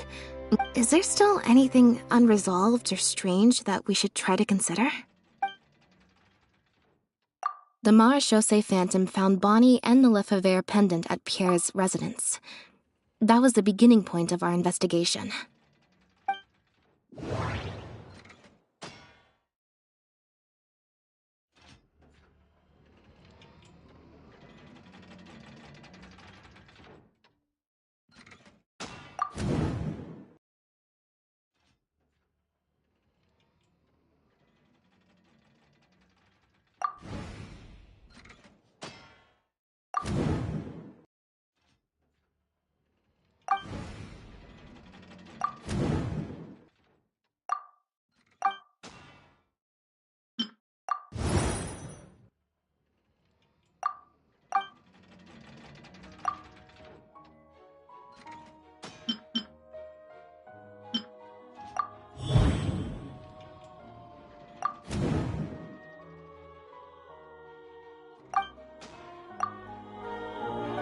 Why would he leave such an obvious trail for us to follow, when he took so much care to not leave any traces of imitation synth in his home?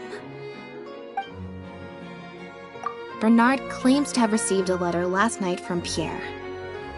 In the letter, Pierre stated that he had gone into hiding. Is there something wrong with the letter?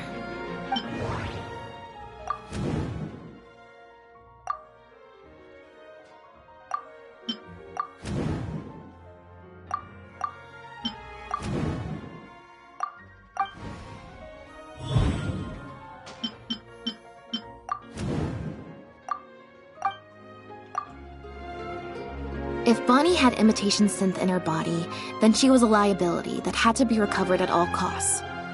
But if she wasn't carrying anything, then it would have made sense to tell Bernard not to worry. And thinking about it, Bernard only attracted our attention in the first place because he came to look for Bonnie. Could it be that the person who wrote the letter also knew nothing about Bonnie's whereabouts? Or... well, we've discovered that Bernard is responsible for the trafficking, while Pierre deals with supplying the goods. Is there...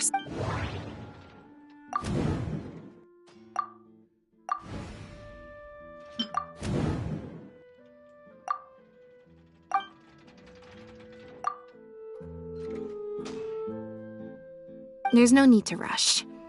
Let's...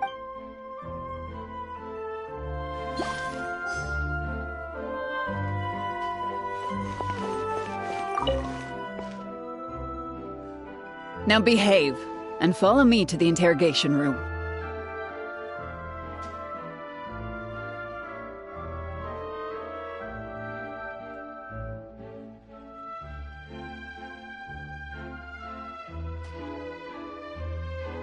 Ow! That hurt. Ow!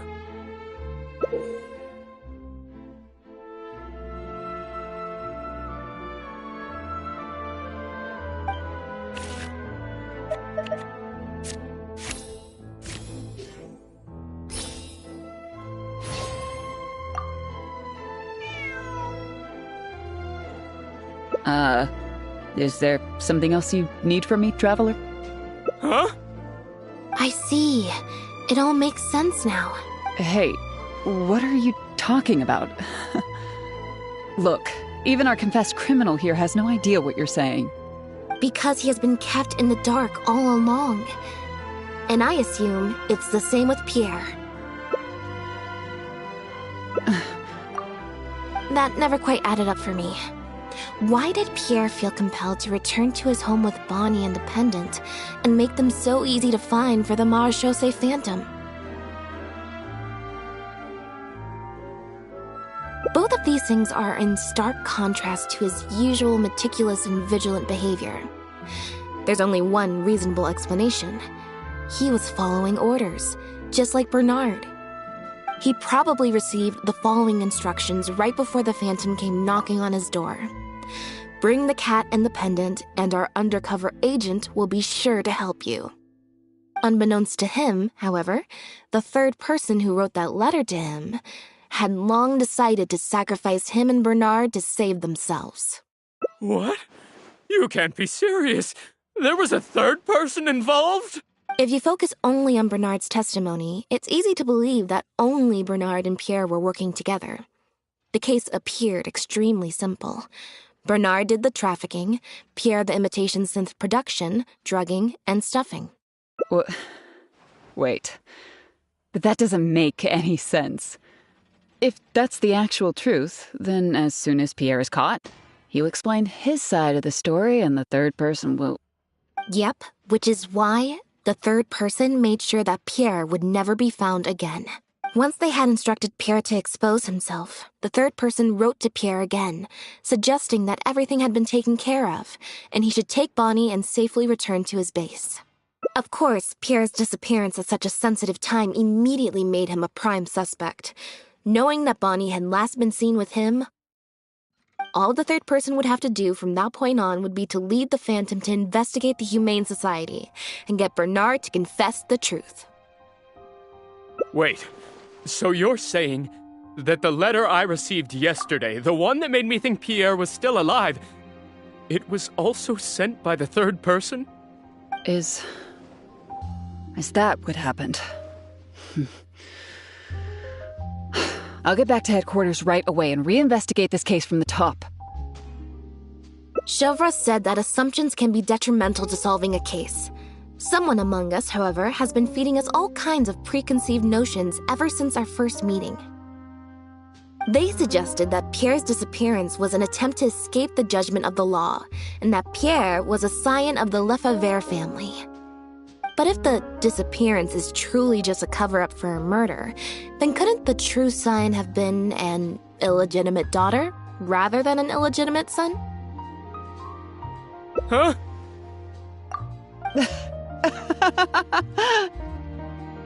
Haven't you taken this joke a bit too far? You're right. I did let a lot of assumptions get to my head when I first started to talk to you about the case. I'll make sure to correct my behavior. You deliberately fed us lies, but even you could not control every last detail of your plan. There was a flaw in your scheme, and something didn't quite go as planned. Getting the Marechaussee Phantom to notice Pierre was only the first part of your plan. Had they failed to take notice of the Humane Society, they could have cast a wider net. And you couldn't predict what they might possibly find if given enough time. This, of course, was the main weakness of your plan. As someone accustomed to acting from behind the scenes, you didn't want to take the risk of personally proposing a raid on the Humane Society. So, you thought about pulling a few more strings, so all the suspicion would point towards Bernard and his society. Once the Phantom expanded their search, it would only be a matter of time before they found Pierre's base. If a cat last seen with the suspect turned up dead at the imitation synth base,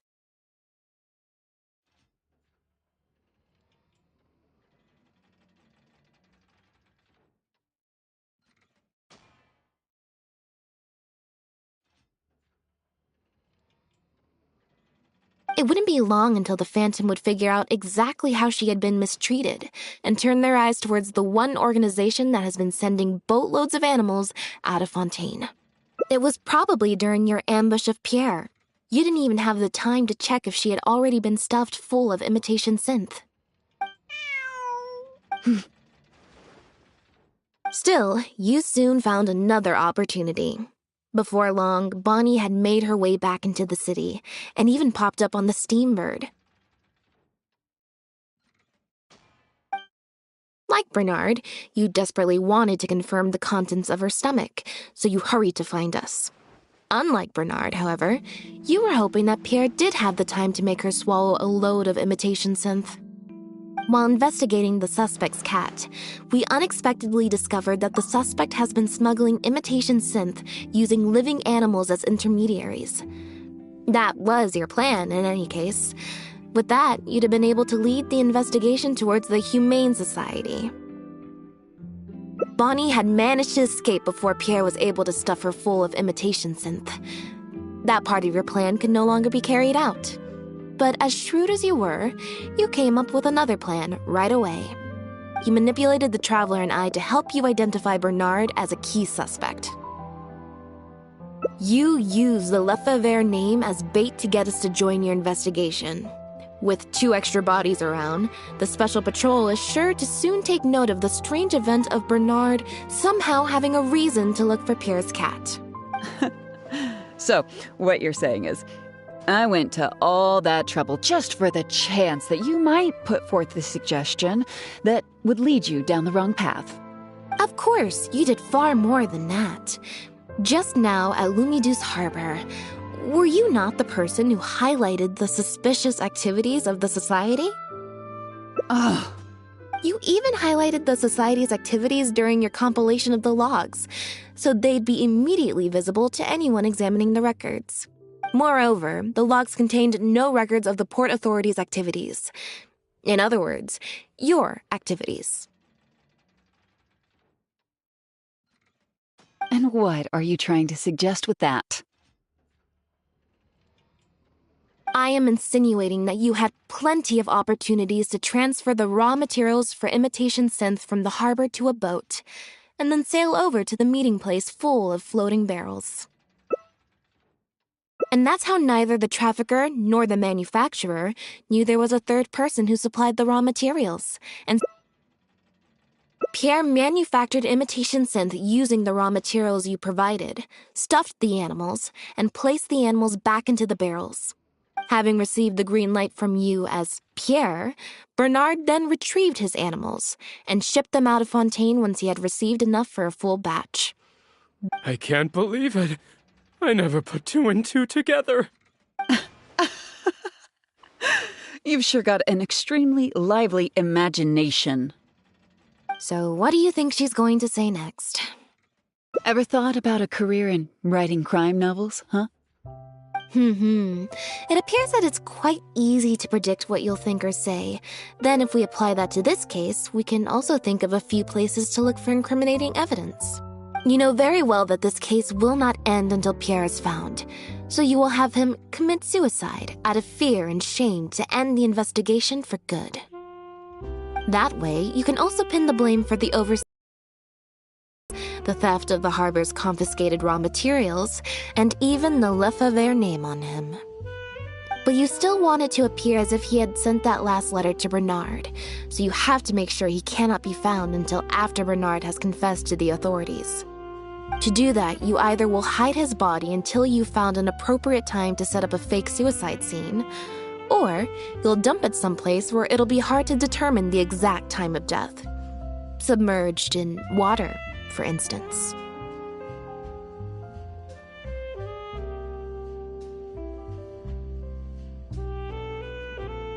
The location would ideally allow you to keep the body hidden for some time while also letting you keep an eye on it.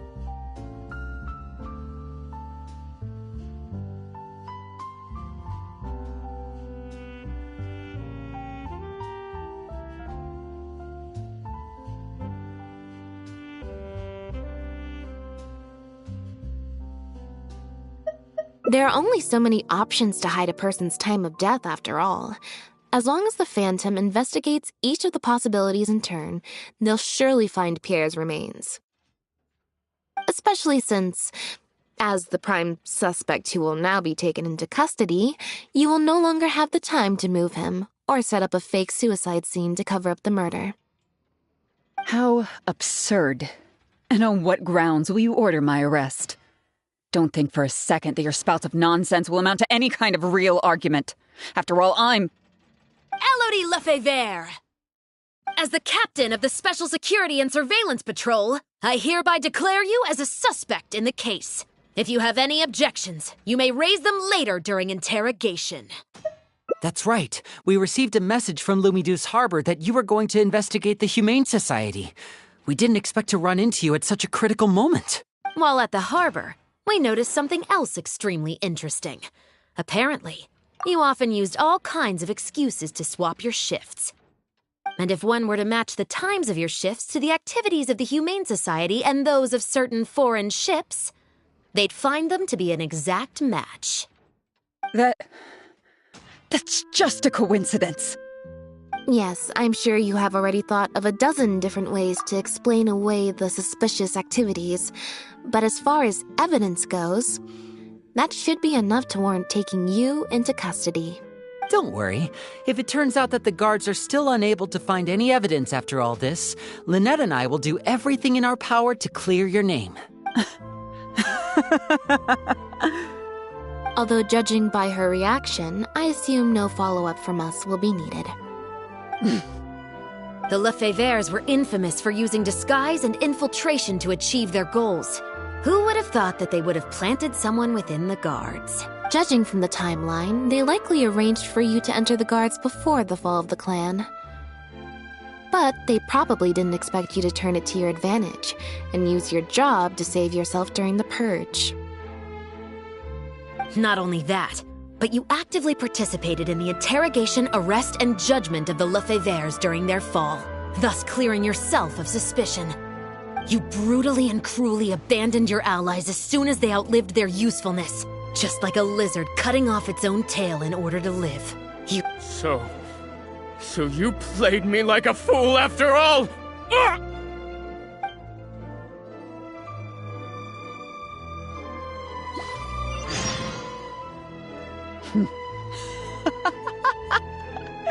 What was that word you used? Ally? You think that someone as foolish as him is worthy to call himself my ally? They were worthless scum, all of them. Not just Bernard and Pierre, but those Lefebvres too. They always just saw me as a tool. I lost all my chances of a normal life just because I was born into their lot. Not only that, but because they wanted me to become an undercover agent. They stripped me of my name, too. I had to live in constant fear of them while they were alive. And even once they were gone, I had to continue to bury my heritage and my name. Always worrying that their enemies would come knocking at the door. Do you know anything about what I've been through over all these years? I don't, and neither do I care. Are you for real? Aren't you a Lefebvre victim too? Elodie, you're the only one still living under the shadow of a name. That's enough. Keep your hands where I can see them and do not resist arrest. If you have more to say, save it for the interrogation room. What a joke. What a joke! Hey! Don't come any closer! What's that? Know what this is? I've secretly planted loads of explosives in the Humane Society.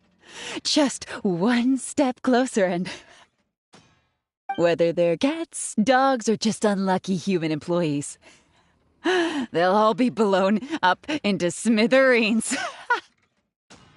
Surely you bunch of goody two-shoes won't let that happen, right?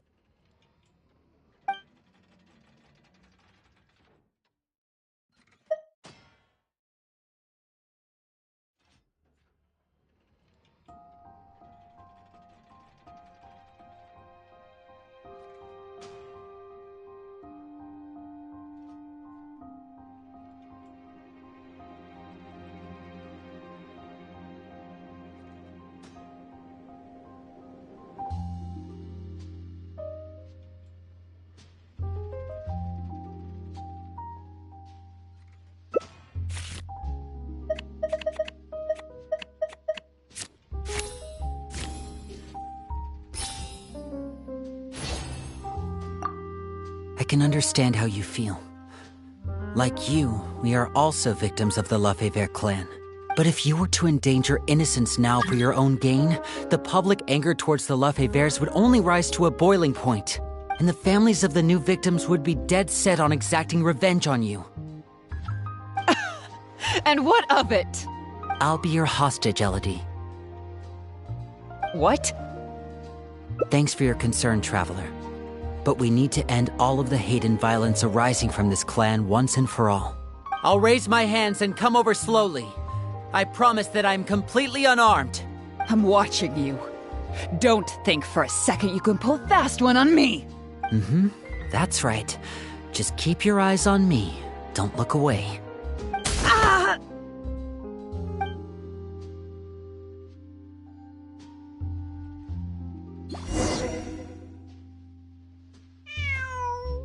Phew. So I was right after all.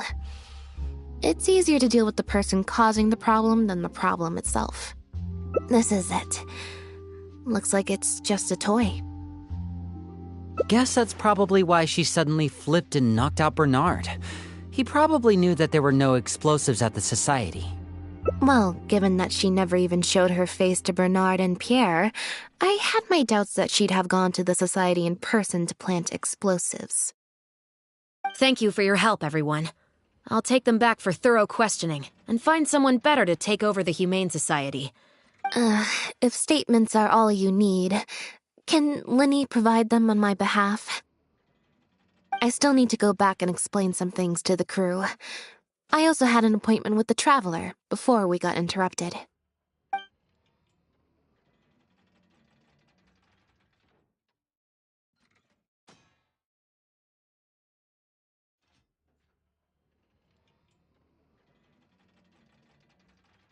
Ah, so you do remember.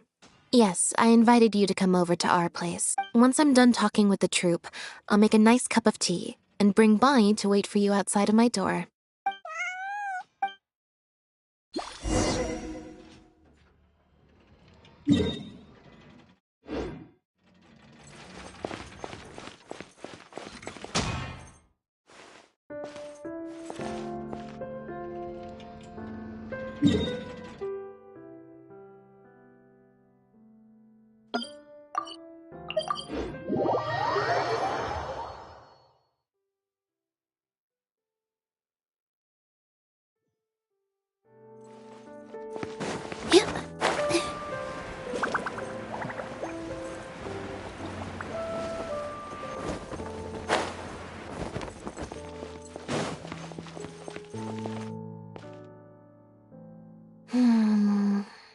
black tea and a cute kitty. Truly the best combo for standby mode. Want some? Mm-hmm. I hope you'll like it. Not at all. Information is indeed very important, but if you were to try to collect every piece of information you come across, your efficiency would actually decrease. Plus, if you just think about it, what sounds more fun? Great answer. That'd be my pick too. Had we not run into that case, we could have spent the entire day like this. But now I'm running low on both time and energy. You're right. I can sense it. I'm recharging very quickly at the moment. Something about her rubbed me the wrong way since the very beginning. But to be more precise, it was probably around the time when I saw Bonnie try to get away from her. Elodie tried to get close, but Bonnie deliberately dodged her. Maybe Bonnie had tried to evade her before at Pierre's base. Or perhaps Bonnie just instinctively knew that she wasn't a good person. Not everyone who likes cats is a good person. But if cats like you, you're probably alright. Humans tend to overthink things, but cats rely on their instincts, and they're pretty sharp. I mean, she took a liking to you the moment you met.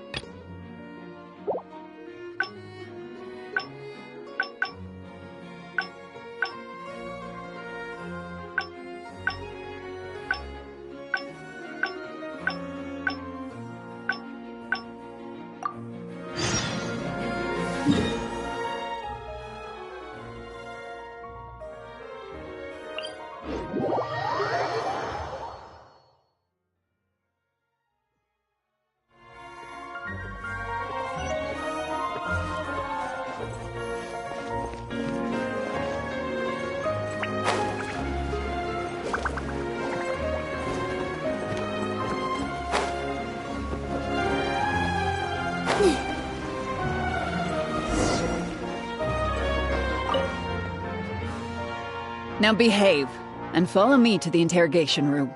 Ah, that hurt.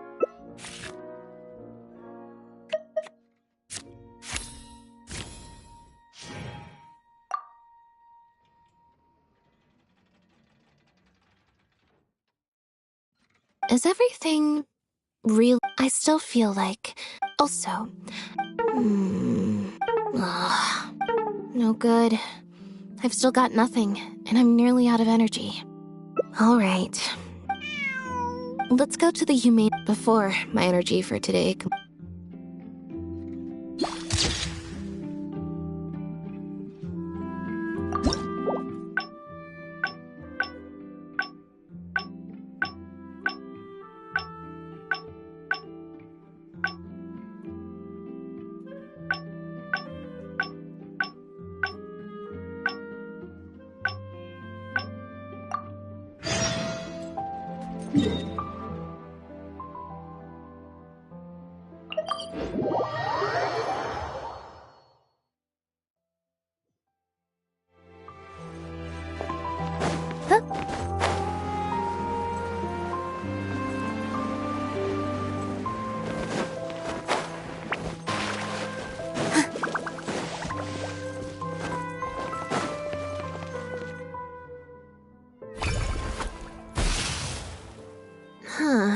I didn't like that.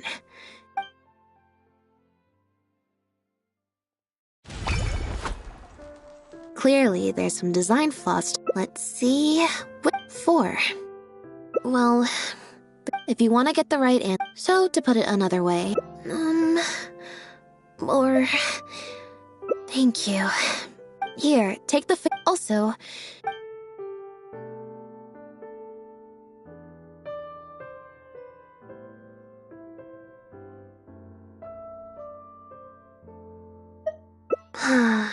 Back to the drinks reception. Nope, I said it was your decision. Besides, the drinks reception is technically part of the job as an official publicity event. I might get sued for breach of contract, and that would be... one other thing. Do you want to come with me? If you're free, I mean. Mm-hmm. Thanks.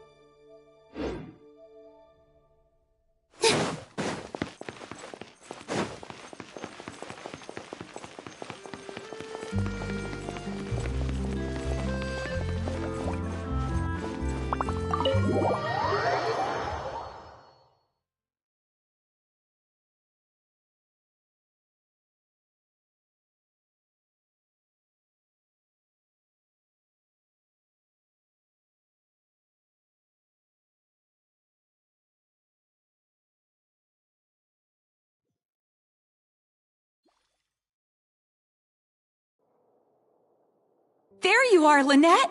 Where did you disappear to? Leone and I have been looking everywhere for you. Wait, where did you get the cat? I found her outside. Do either of you happen to recognize her? I don't think so.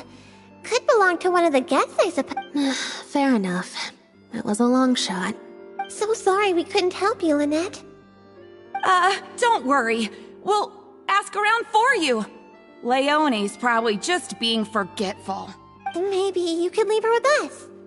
We'll take her to the reception desk and see if they know anything. Sure. I would help, but I'm a little preoccupied. Sorry to dump this on you. It's no trouble at all. We're happy to help however we can. Also, if it's no trouble, I mean, could we maybe get an autograph? Leone! You can't spring that on her now. Not while she's working. At least wait until the event's finished. One last thing, Lynette. Director Mary is looking for you. We'll take the cat to the front desk now. I'm not usually required at these kinds of events, so I don't even have an event mode. Alright, guess I'd better go see the director. Spectacular choreography, a masterpiece of mise-en-scène, and the performance, oh my, groundbreaking, dripping with, je ne sais quoi. My congratulations on another magnificent show, sir. Yes, I, for one, was particularly captivated by the clearly allegorical narrative undertones. The Lost Puppet shines a spotlight on the impact of technological advances in our modern society, particularly as they relate to changing modes of emotional expression and the challenge of mutual intelligibility. Such a pioneering work, so far ahead of its time, a tour de force of avant-garde theater. I can already see the headlines of tomorrow's newspapers. They will certainly be singing your praise, Director Mariyu. But it was a group effort, of course. To convey emotions in a silent show with no facial expressions, the entire cast had to go above and beyond. Everyone truly outdid themselves. Speaking of the cast, Jillian, another strong performance from you in Director Mariyu's latest show, as of course we've all come to expect from your numerous successful collaborations to date. That's quite an overstatement. I've only ever played supporting roles. On that point, you stated a few months ago in an interview that you were looking to secure a leading role in your next show. What led you to the decision to stay in a supporting role this time around? We had a discussion about this, and while Lynette hadn't previously performed in an acting role, we were blown away by her talent, and she was a perfect fit for this character. Quite simply, this was the role she was born to play. Exactly. I was honored to share the stage with her. Lynette worked extremely hard in all of the rehearsals, and she's an incredibly talented actress.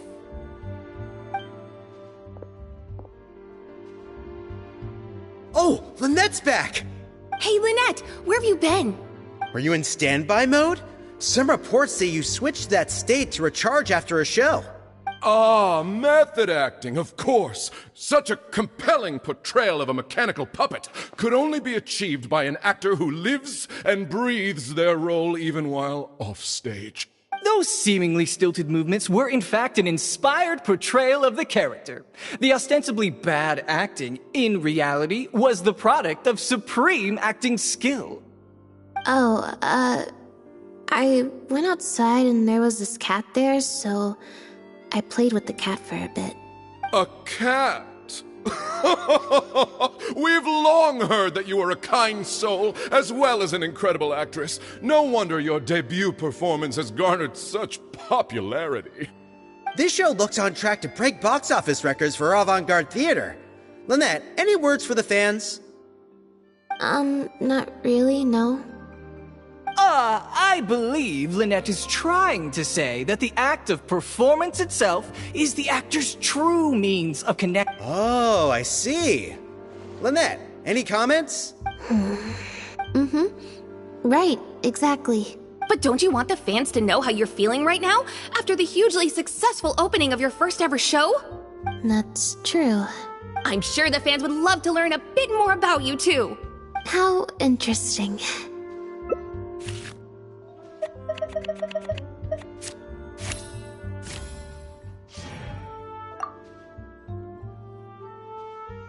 Lynette, how do you find acting compares with performing in a magic show? What does the future hold for you, Lynette? Yeah,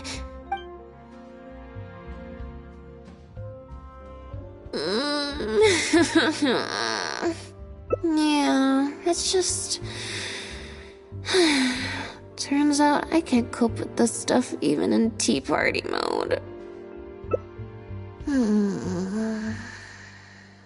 It's a power-saving mode for participating in conversation at tea parties. Normally, I can get through an entire conversation just with but at a tea party, I'm not normally subjected to a constant stream of questions. The energy consumption of that interview just now was 3 times as much as the average tea party. I think I'd rather pray that I never have to do it again. Lynette, Director Mariu would like you to join the group photo to commemorate the successful opening of the show. A group photo? It's just the members of the troupe, along with Maloney and Corentin. Alright then. 3, 2, 1, smile. My thanks to each and every one of you here for your help in making The Lost Puppet a success. The group photo is already being printed as I speak. You can collect your copy from the first floor after the drinks reception concludes. May it serve as a reminder of this fabulous performance every time you see it. Mariu! Get over here. Let's have another drink. There's a few things I need you to glance over for me.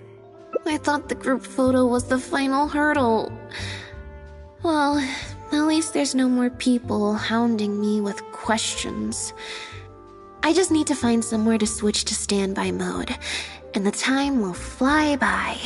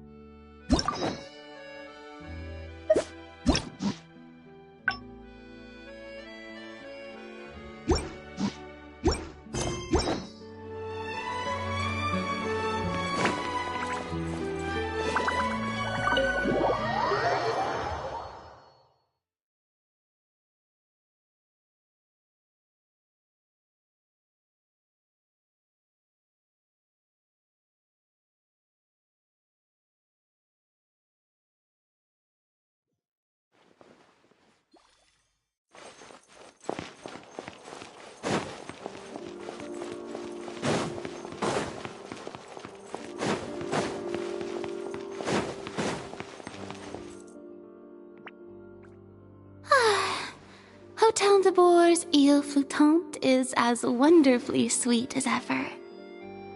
Traveler? Lynette? Oh, wait, hold on.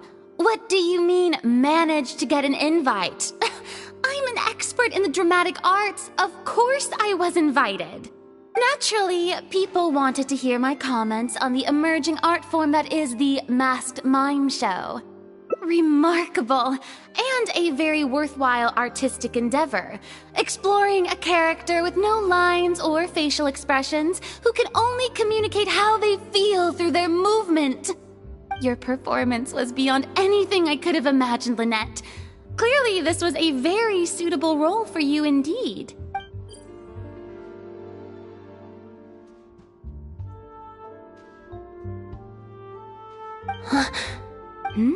Is something wrong? No, it's nothing. Please go on. Oh, basically, I think I'd give it a positive review overall, just not as gushing as the crowd downstairs. So, you thought they were pretty over the top too?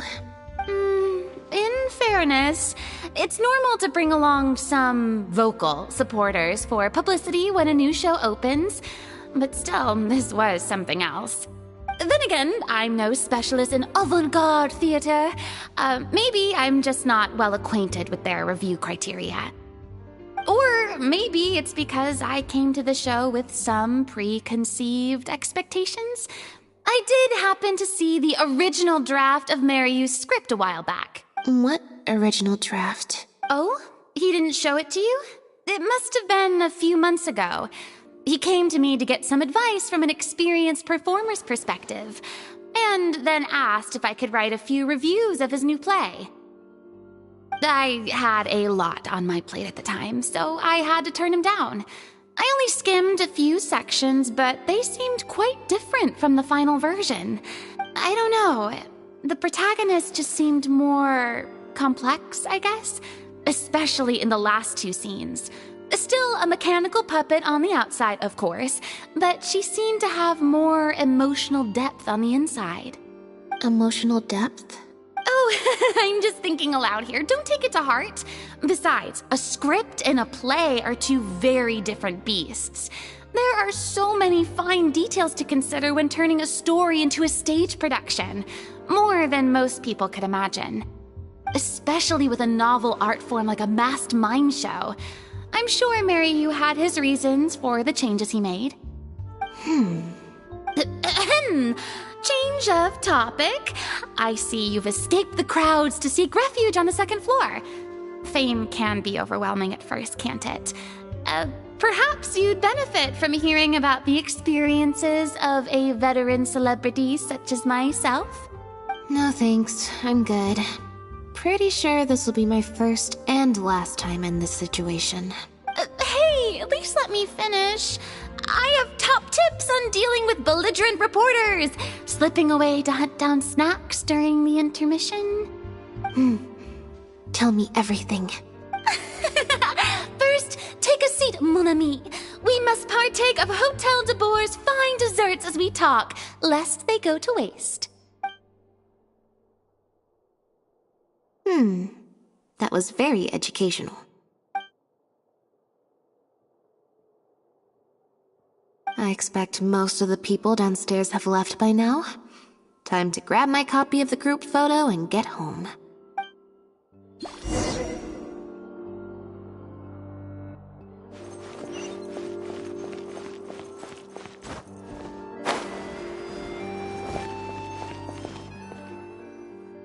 The photo must be in this envelope right here.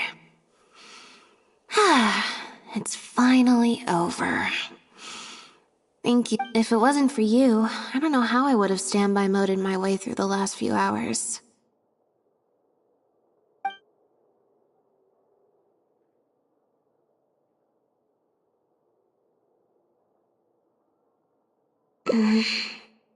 It's fine. It's just... It was such a minor thing. While I was on stage, there was a moment when I felt like someone was looking at me. It was only for an instant, and I didn't even see who it was. but somehow, I knew it was a look of contempt. I got a vague sense of it again during the reception, like someone was giving me an evil stare. But normally, I'm used to lurking in the shadows on the stage and spying on other people. So, it was strange, feeling like I was the one being spied on this time. Or someone just took a disliking to me for no real reason. Sometimes you can like one person and dislike another for equally pointless reasons. Okay, problem solved. I'm gonna take this envelope and go home now. You have destroyed this work of art. Step down from the leading role at once.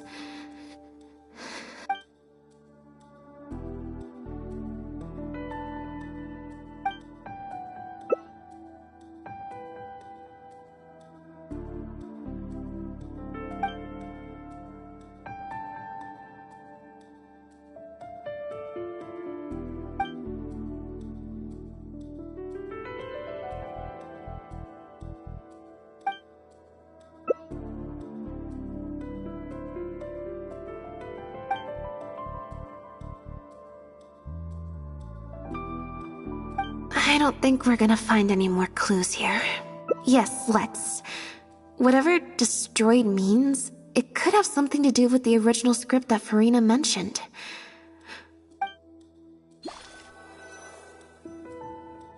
I can't believe how well the whole Lynette's debut acting role thing worked out.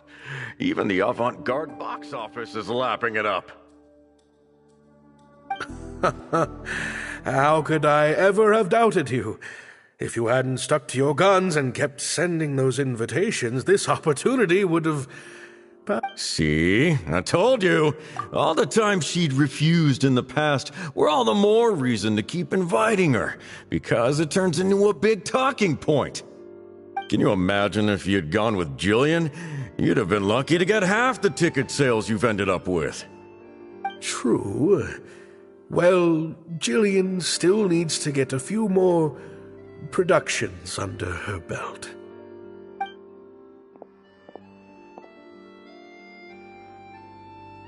Do you have a moment, Director Mario? Oh! Ah, if it isn't the star of the show! We were just talking about you. Oh, and is that the legendary Traveler with you? I'm guessing you're here to discuss the show with the director? Oh, you're a talented and hardworking actress, Lynette. It's no wonder you're getting such rave reviews.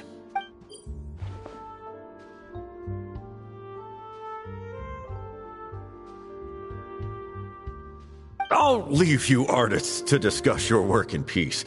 Maryu, make sure you give your star performer and her friend your full attention. I certainly will. Lynette carries the fortunes of our entire troupe on her shoulders. Mr. Maloney. An investor or something, I think. I've never asked him. So, what can I do for the two of you? I'm afraid I'll have to dash soon as I'm meeting some friends from the newspaper. Otherwise, I'd love to stay longer. We heard that the original script for The Lost Puppet was quite different from the final show. I'm kind of curious to know what the protagonist was like in that version. Oh, well, this is a surprise. I didn't think you'd be interested in that sort of thing.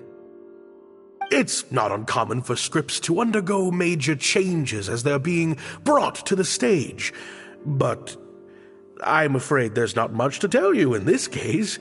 The protagonist has stayed the same from the beginning to end. A mechanical puppet with a bumbling body but a sensitive soul. A stranger in time, there's no doubt about it. You are the protagonist, and the protagonist is you. The success of one is the success of the other, and that's what made this show an artistic triumph. Sorry, you've lost me.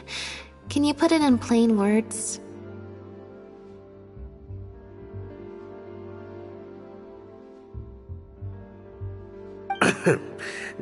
All right then.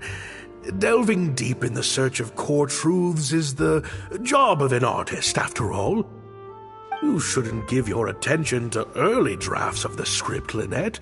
All it would do is sow confusion where you already have clarity. The current script is the final version because it is the best version, and your performance best brings that script to life. Why, if it weren't for you, I doubt any audience would give our show the time of day. What letter? Oh my goodness! Destroyed this work of art? Really? Well, Director Mariyu, any idea who might have written it? No. Who on earth would write such nonsense?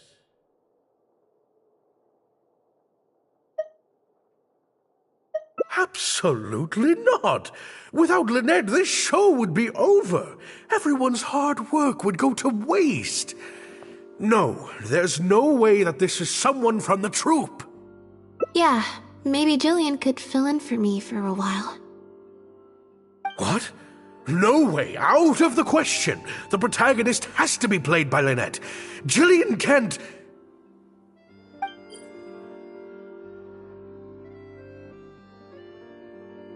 Ah, I've got it. It's a competitor. Yes, this letter must be from a competitor of ours who's trying to get under Lynette's skin. You can't lie low. That's just what they want you to do. The moment you step back from performing, they'll put their rumor mill into overdrive and drag us through the mud. They're just waiting for their chance to kick us while we're down. A competitor? Really? Definitely. Those lowlifes. Slander and libel are all their specialties. They drown out the truth with a flood of misinformation, and they stop at nothing once they get riled up. There's so many of them out there. Fame always seems to attract haters, no matter what you do to try and keep everyone happy. But don't worry, I will get to the bottom of this. Stay strong, Lynette, and keep up the good work on stage. I have to go and meet my friends from the newspapers now, but rest assured, I'll be discussing countermeasures with them. So, a competitor, huh? I kinda doubt it. We've dealt with those types before. Usually their goal is to steal our venue for their own show, or to cover up a scandal by planting a story to divert public attention. But at the moment, I don't think anyone's got a reason to do any of that stuff. Let alone pull a stunt like this. A threat letter is quite extreme. Besides, when I felt that evil stare, I'm pretty sure it was coming from somewhere backstage. So that rule, I'm actually more concerned about Mariyu. When I mentioned Jillian, his reaction was pretty unusual. Especially since Maloney mentioned that the initial plan was to cast Jillian as the lead. Sounds like there was an original protagonist as well as an original script. I should probably go talk to her. Yep, she told me she lives in the Flow of Sandra.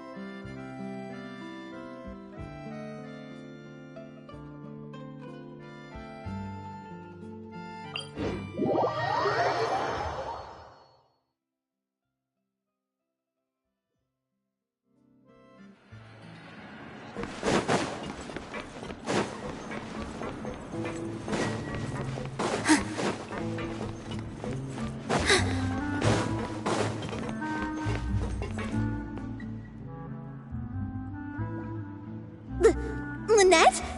What are you doing? You're not welcome here. I've been to the Fleuve Cendre plenty of times before. This is the first I'm hearing about me not being welcome. Things are different around here. You might be used to a crowd of bootlicking morons fawning over you wherever you go, but not down here. We know what you are. Bootlicking morons? I don't know. I've never met this kid before. Gina, stop that! Go home now! Jillian! No buts. How many times do I have to tell you? That had nothing to do with Lynette. If you don't leave right now, I swear I'll never invite you to one of my shows ever again! Jillian! Just because Lady Farina speaks highly of you, it doesn't mean you're all that! I'm so sorry. Gina's always been a strong-willed child. That's why I never let her visit me at work. It's okay. I have younger siblings too, so I get it. If you let angsty kids get you riled up, they'll drain all your energy. So don't worry, I won't let it get to me. Well, this situation's a little different in this case, but still, thank you. We heard about it from Maloney. He said you were originally supposed to play the lead. Maloney, huh? Of course he couldn't keep his mouth shut.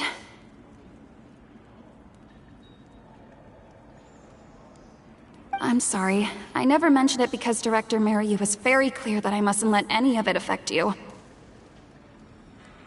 What's this?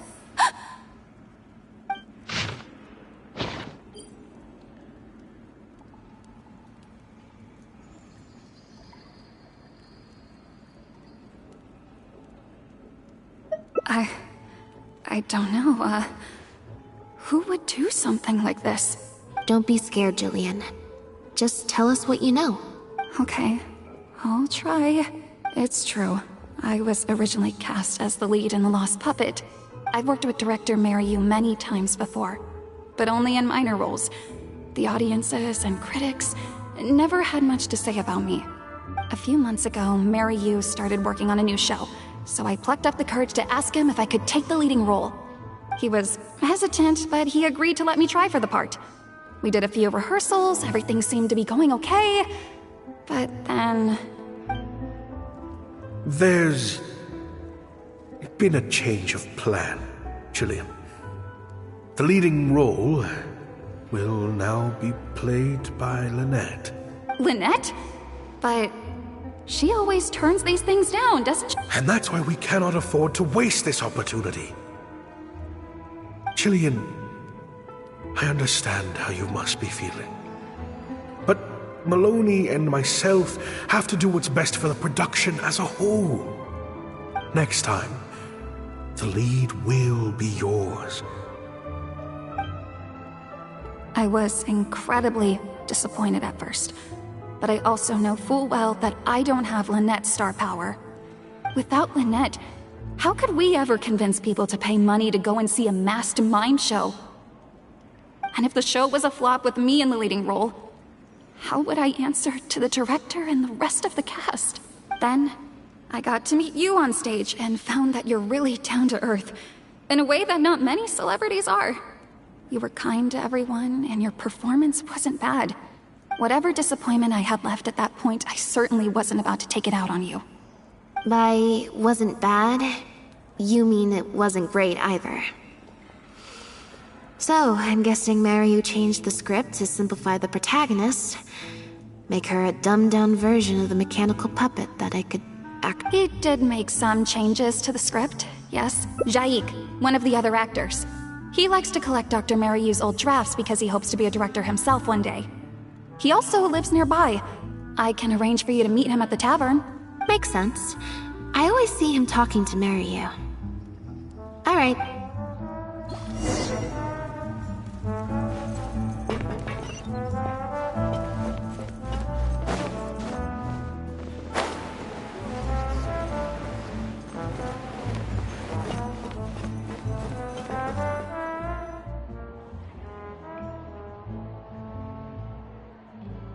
Sorry to keep you waiting. Jillian brought me up to speed on the situation. I'm here to help however I can. Here, this is the script you're after. That's always the way with pen and paper drafts. Even the final script is full of last-minute changes by the director. There should be a cleaner copy of the original script in here somewhere. Sorry, it's all a bit mixed up. I just grabbed the whole stack of paper since I was in a rush. No problem. Now activating search mode. I'll go through one page at a time.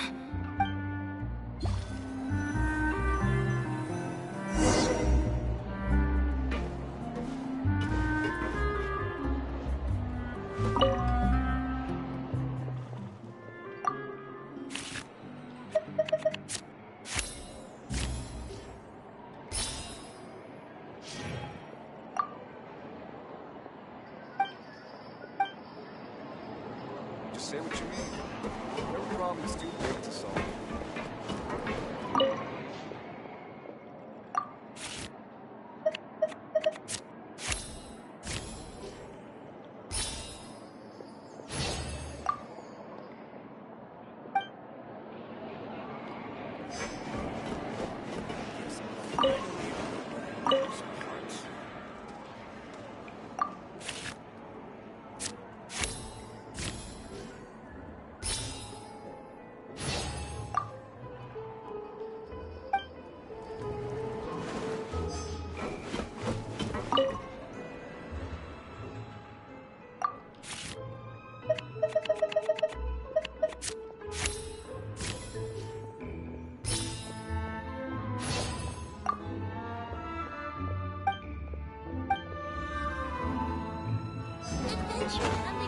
It's way more fun than I thought.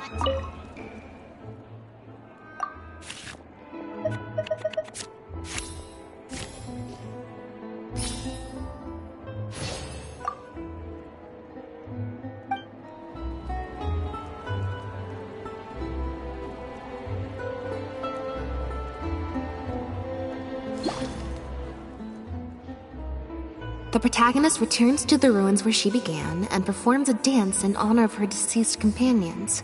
She dances until her joints have rusted stiff and mechanical parts are falling from her body. Yep, that's not something a novice could hope to pull off after just a few months of rehearsals.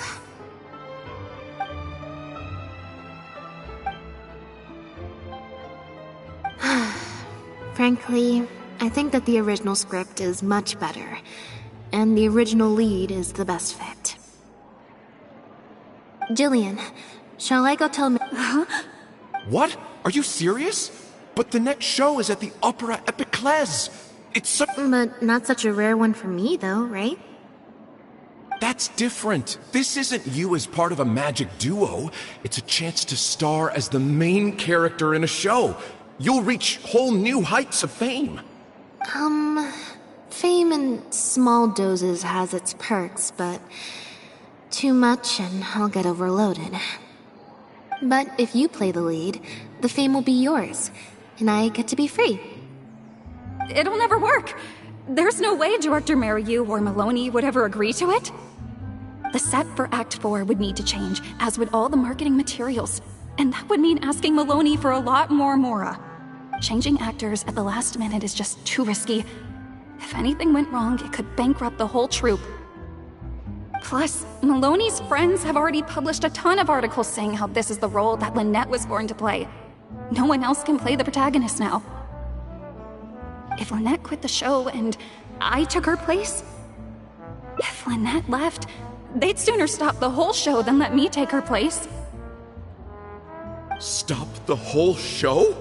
But all the people in the troupe, months and months of everyone's hard work would all be for nothing.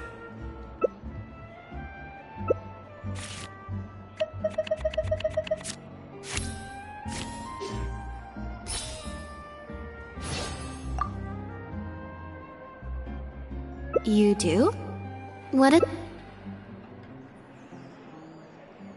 That's a bold plan. I'm in.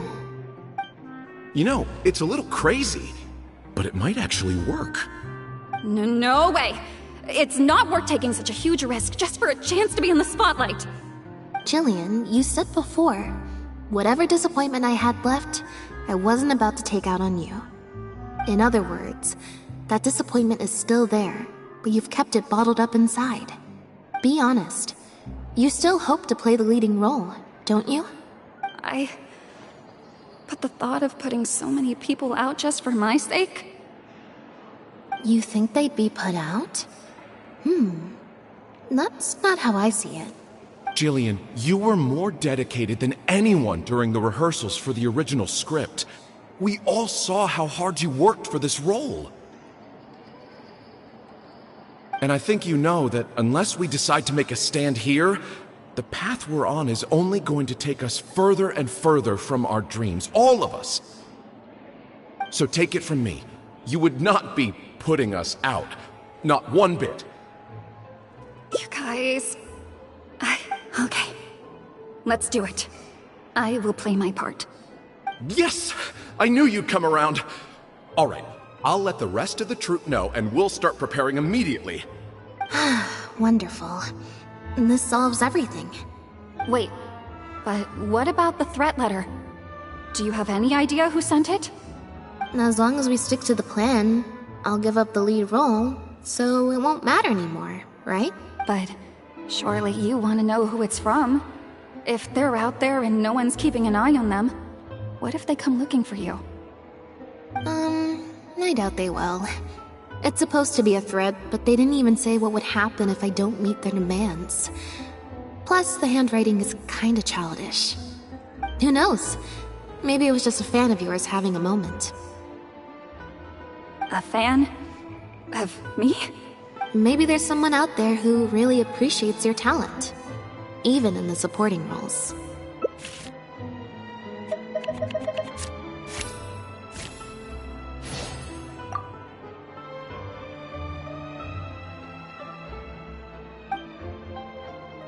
It's getting late. We should be leaving. Come on.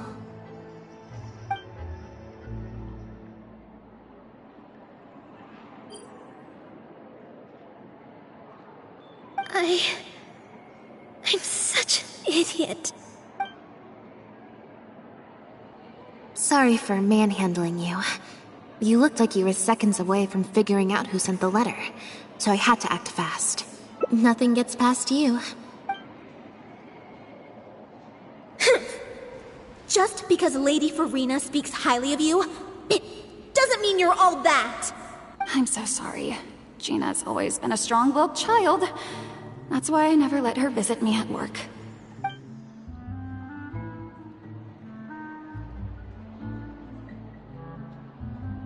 I guess she must have snuck into the drinks reception and overheard our conversation with Farina. She idolizes Jillian, both as an older sister and an actress. And she watched as the dream role Jillian had been waiting to play for so long got snatched away from her by some amateur who's never acted before. To make matters worse, all the critics were hailing this amateur as a perfect fit for the role, and even Fontaine's former biggest star was praising her abilities. Yeah, that pretty much sums it up. Like I said, getting angry at angsty teenagers is draining.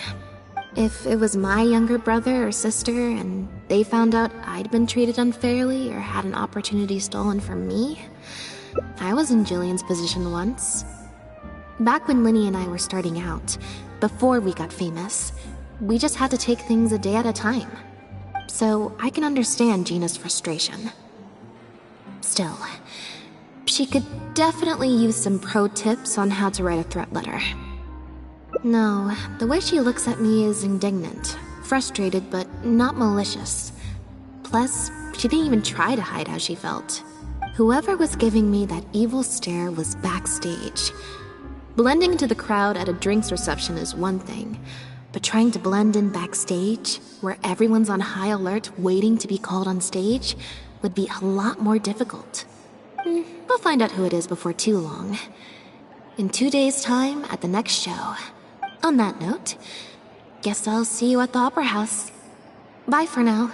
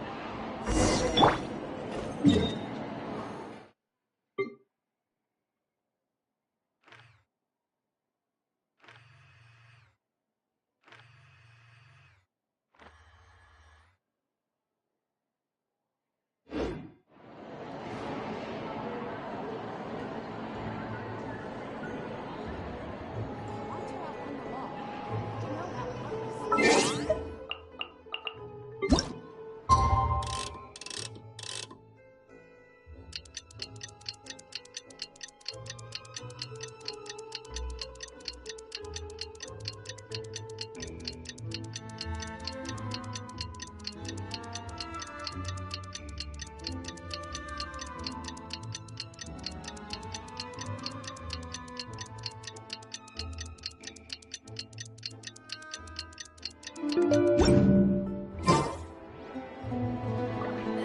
I imagining things? Or is all this standing me?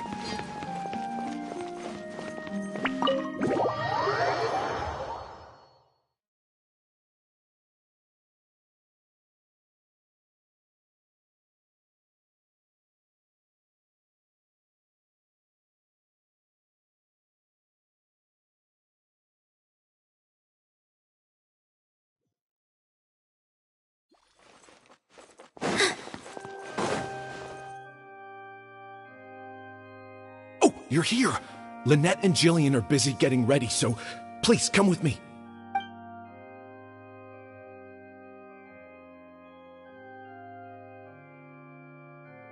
That puppet in the middle, is that Lynette? She's so pretty. It's starting. Keep your voice down.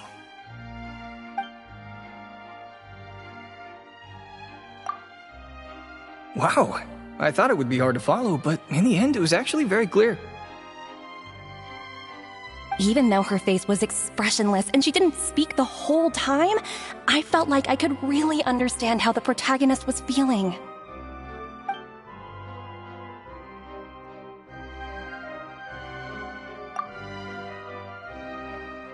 Director Meryu really is a master of his craft. And so is the actress in the lead role. I have a friend who saw the show on the opening day. They thought the critics overstated how good it was, but I can't believe it's only been a few days since the last show. Lynette's improved so much. Just wow! I'm speechless. Words simply cannot do justice to the sheer excellence we witnessed from Lynette on stage today. Your penchant for the hyperbolic strikes again, Almery.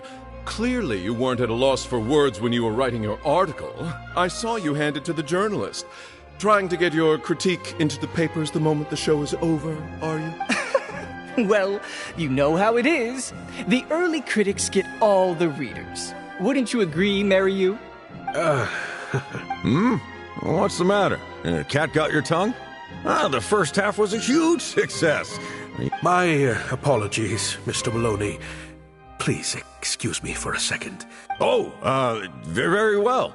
Hey, while you're at it, this might be a good time to talk future collaborations with Lynette.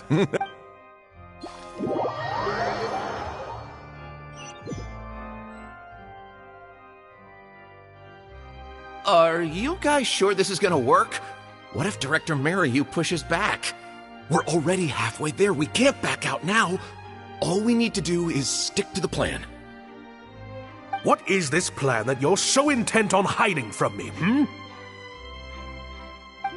Director Maryu!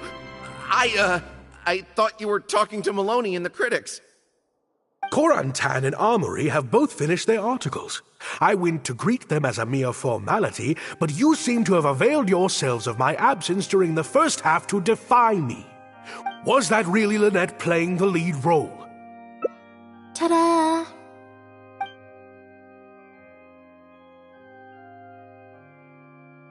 Director Maryu, I was the one playing the lead role just now. I switched costumes and masks with Jillian so that I could be the protagonist's companion and stay out of the limelight. Lynette, why on earth would you do this? You know my acting is amateur. The only reason I'm being seen as a pro, let alone a pioneer, is because you have critics supporting the show. If they'd seen me in the leading role during the first half, they wouldn't be expecting anything more. But what happens now that they've seen Jillian in the role? If you force me to play the lead in the second half, they'll be wondering, why is the actress suddenly giving such an underwhelming performance right at the climax of the whole story? These are just some of the questions that will be on everyone's minds during the second half. And those questions will follow them out the doors of the theater after the show ends. There's only one way for you to save your reputation. And that's to keep Jillian as the lead all the way to the end. Absolutely not. I'd sooner announce that we're having technical difficulties and need to stop the show. If I keep Jillian as the lead for the second half, what do you think will happen in the curtain call when she takes her mask off? What will your fans think? They're only here because of you, and what about all the critics who support you? If we get on the wrong side of them, it'll be the death of the whole show. There'd be tickets to refund, fines to pay for breach of contract. The whole troupe's hard work would go down the drain. Don't you see how much this would cost us? You can't just take a job on a whim, then abandon your responsibility the moment you don't feel like doing it anymore. You're playing games with other people's hopes and dreams. Director Maryu, please. You're not being fair to Lynette. Actually, Jillian, he's half right. I did kind of take this on a whim. But my responsibility here is making sure you get back the role that belongs to you. And I guess part of that responsibility lies with me, considering I badgered you into accepting the job. Sorry I'm a little late to the show. Work's been keeping me pretty busy lately. Linny? What do you want? Do you think you can snap your fingers and make all my problems magically disappear? That might be a little tricky. But instead, I could make something else magic. What's this? A draft complaint letter, my contract, your legal fees, reimbursement for the tickets, and an advance on the penalty fee for breach of contract. Mr. Maryu, I'm stepping down from the leading role, regardless of whether you choose to cancel the rest of today's show. If you do suffer unforeseen financial losses from this, you're free to seek damages as per the contract. And if you want to file a lawsuit, there's a draft here that you can use if you need it. What the... I can't believe this. You're literally handing me a lawsuit against you with a straight face. Of course. All this Mora, it's a pittance to you, isn't it? Must be nice to have the luxury of prior success and fame. Look at us. We're huge stars. One minute we want to go on stage. The next we feel like backing out of the contract. But that's okay. We're famous. We can afford it. You have no respect for other people's work. You're treating other people's hopes and dreams like a big joke. You don't give a hoot how much this show means to other people. You don't even care that the whole production might have to shut down because of you. That's not true. I do care. And I'm under no illusion as to how much this show means to you. Oh, brilliant deduction there. Of course it means a lot to me. This is my show.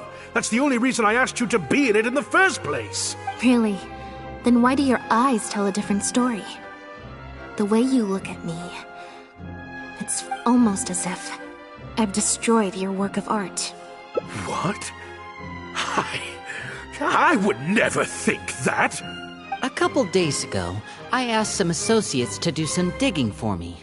I was interested to know who else you invited to play the lead apart from Lynette. Surprise, surprise. Turns out that all the other famous actresses you asked either had prior commitments or weren't a good fit for the role. They all turned you down. And I would have turned you down too, if not for an unlikely set of coincidences.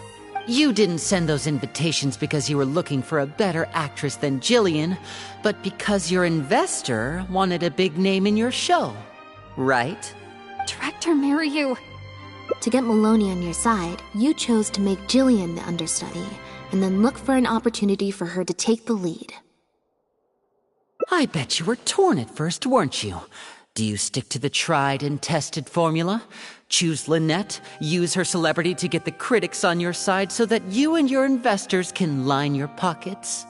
Or do you choose Jillian, so that you and your longtime collaborator can stage the show of your dreams, the original, unedited version of The Lost Puppet? Oh, I didn't. You mentioned prior success and fame earlier, but you're a well-known director yourself, with countless works to your name. Or maybe, deep down, none of your current achievements really count as success to you. Right now, you have an opportunity to send Jillian onto that stage and perform the second half as you always imagined it, faithful to your original script. Your work would be displayed for all of Fontaine to see in its true, perfect form. Did you say? Or will you act now before Maloney and the critics can protest and make your dream come true on the stage? And Jillian's dream. In fact, the dreams of the whole troupe. The whole troupe? Director Mariyu. Actually, most of the money Lenny brought came from us. We all chipped in. We've worked with you for many years now. Your troupe has been here for you all the way from the empty theaters where we first performed to the Opera House today. We watched as you slowly started down a path you used to despise. The path of powerful connections, drinks receptions, backdoor deals with critics, and collaborations based on fame instead of talent. But this is just a temporary measure. I did it for the good of the troupe. And besides, this is how the whole industry works. Everyone else is doing it. Yes, we know. Back when you started, you had to bite the bullet and do these things to keep the troupe afloat. But then what happened? You began to embrace these methods more and more, becoming so reliant on them that every show you put out is overhyped by the media, and every script you write is edited to suit some celebrity's needs. Surely you must have noticed what's happening. While we've been performing at bigger and bigger theaters with each show, the applause is getting quieter and quieter each night, and the criticism from people who've seen the show is growing. Maloney's friends are sycophants. They don't care if the audience is disappointed because the show doesn't live up to their glowing review. Look, I know everyone's using the same promotional tactics, but does that really make it okay? Well, it's just a stopgap solution. As soon as I've made enough more, I'll stop. Next time, huh? Yeah. Next time, you won't use your connections. Next time, you won't pay off the critics. Next time, you'll let Jillian play the lead. Unfortunately, it doesn't work like that. If you make some money once, you'll want to do it again, then again. Slowly but surely, you turn your back on your dreams. I won't turn my back on my dreams any longer, Director Maryu. No. Me neither.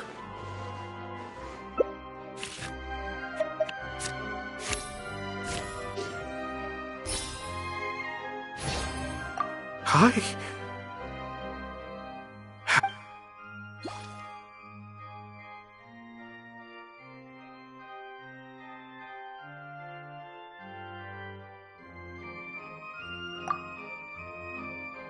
Huh. The plot here seems a little different from what the reviews said. The protagonist wanted to return to the stage, so the puppets replaced all her parts with the latest ones available, built her a grand opera house, and summoned a huge audience. And in the end, she forgot herself amidst the applause and cheers of her fellow puppets. Hey, no spoilers! Huh? Wait, hang on, that's not even what's happening. Oh, Archons. Please let this work out. No need to be so nervous, Director Maryu. We only told you Lynette would be quitting the show to get you to make a decision. We wanted you to believe that this show would have to end after today, no matter what you decided. But in truth, I believe that if we choose our words carefully, there's no reason we can't get Maloney to come around and keep the show going. You really thought this plan through. What's worrying me now isn't how Maloney will react or whether the show will get cancelled.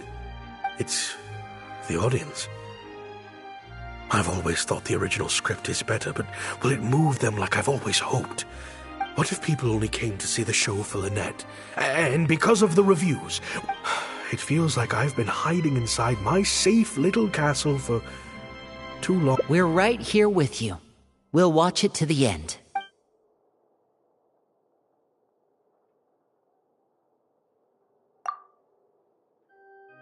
Wow. Okay, this ending is much better. I love how they brought back the set from Act 1 and gave it a whole new meaning. Time for the curtain call. It's the moment of truth. Cleoclop could always leave my mask on. No one would ever know.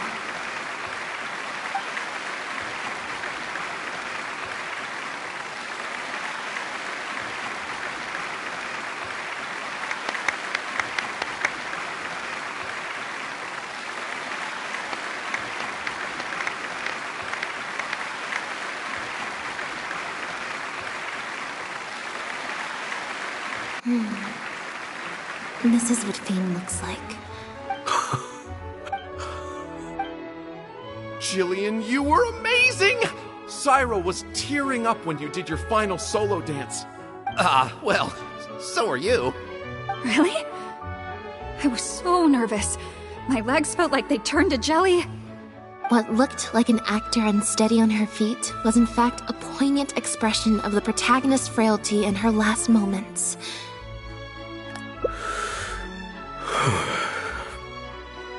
Hey, Maryu! What the heck was that? Why wasn't Lynette playing the lead? Our articles are already going to press. You better have a good explanation for this. It was... Hey now, it was all of our... Hold on. The decision was mine, and mine alone. They had nothing to do with it. If you have any concerns, gentlemen, then... Maryu! So it was you! Well then, I trust you'll have no objection to me pulling the plug on this production. Director Maryu, Mr. Maloney, what on earth is going on? Why was Lynette not in the lead role? It took a lot of convincing from me for her to accept the role, and I had to turn down some big work opportunities to come and watch her performance today. You have some explaining to do. Lenny, it was all his idea. Maryu, explain yourself. Wait. Blinny, as a matter of fact, in this play, the masks and costumes serve to obscure the differences between characters. We took that idea to the next level with an actor swap, blurring the lines between one performer and the next. What? It's similar to deceiving the audience in a magic show. It allows the audience to more intuitively understand the cognitive dissonance felt by the protagonist as a machine trying to reconcile the notion. Hold up! What is this? Oh, I see. Well, bravo. That's probably more because you just don't really understand avant-garde art very well, Lenny. Maybe so, maybe so.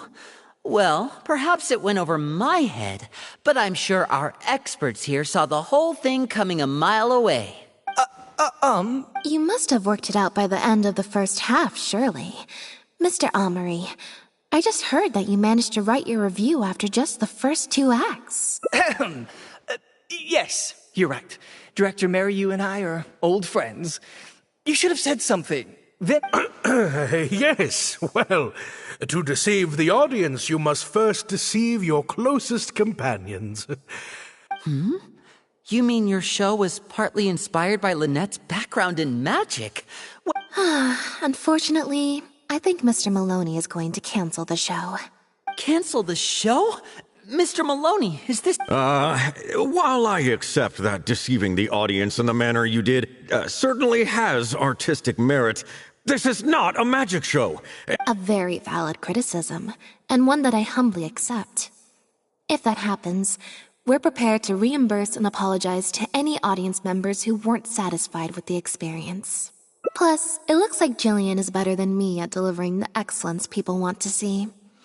I'm sure audiences will be very happy with the show if she's allowed to stay. Maloney, I believe there should still be time to tweak my article. From the look on Lynette's face, I think she's being sincere. Oh, one other thing. We managed to get a meeting with Lady Farina earlier. Anyway, she agreed to write a review focusing on Jillian's performance and the quality of the show as a whole. And I'm sure today's audience will be discussing her performance too. There's sure to be a variety of opinions. Oh, I mean, art at its finest, clearly. Oh, of course. Always good to put some thought into these things. Especially now, with a growing range of voices out there. Corentin, Amory, let's go.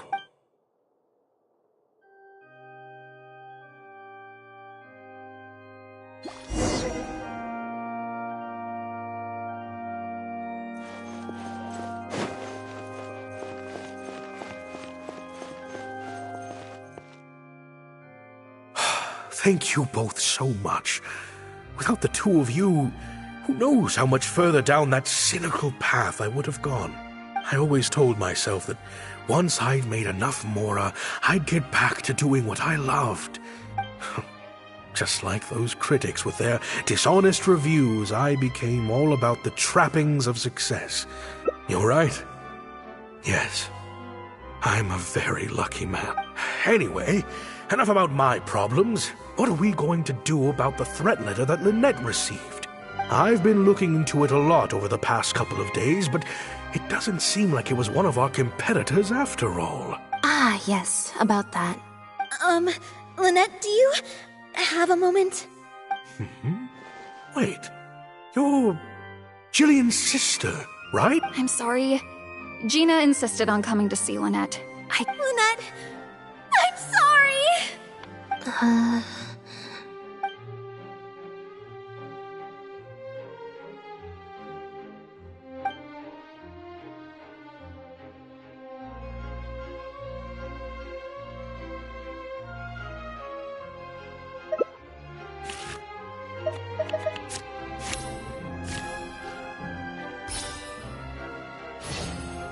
Yeah, me neither. Wait, Oh, do you mean when we ran into you at the Fleuve Sandra? And you said some mean things to me? As I recall, you were only trying to look out for your sister. It was just a few words spoken in anger. Don't worry. Oh. Well, it sounds like Gina knows what she did was wrong. Owning up to your mistakes and committing to do better in the future is what counts. I understand that feeling of wanting to stand up for your family when they're being mistreated. Really, I do. But next time, maybe consider a different tactic? Something you can pull off more effectively, and without arousing suspicion. Got it. Thank you. Why do I feel like I'm missing something here? Hey, here you are. I was wondering where you'd all run off to. Great! Everyone's in one place. That makes this so much easier. What do you think? It's group photo time! We have to commemorate the debut of the Lost Puppet Director's Edition. Okay, everyone, we all have pretty awkward smiles on our faces in the photo from Hotel de Boer, so this time, no forced smiles allowed. Oh, am I really not allowed to force a smile? I'll try, I suppose. I think I can manage. Lynette, Traveler, come on! You two should be right in the middle. 3, 2, 1, smile!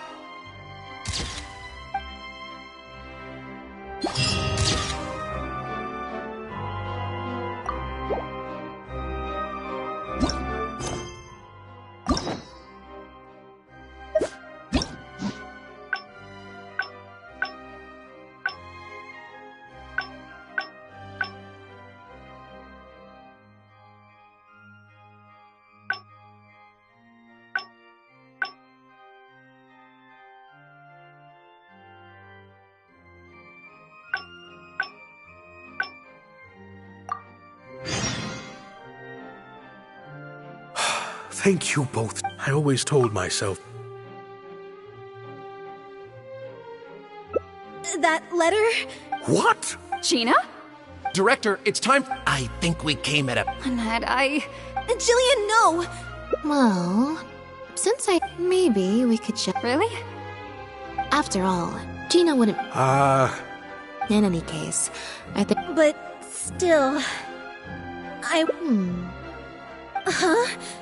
The crew could always use... Thank you, Lynette.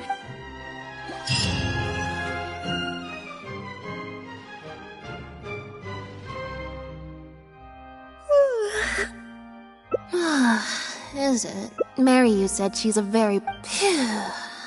free... I'm happiest when I get to sit in a quiet place, watch them do their thing, and yep, exactly like I'm doing now.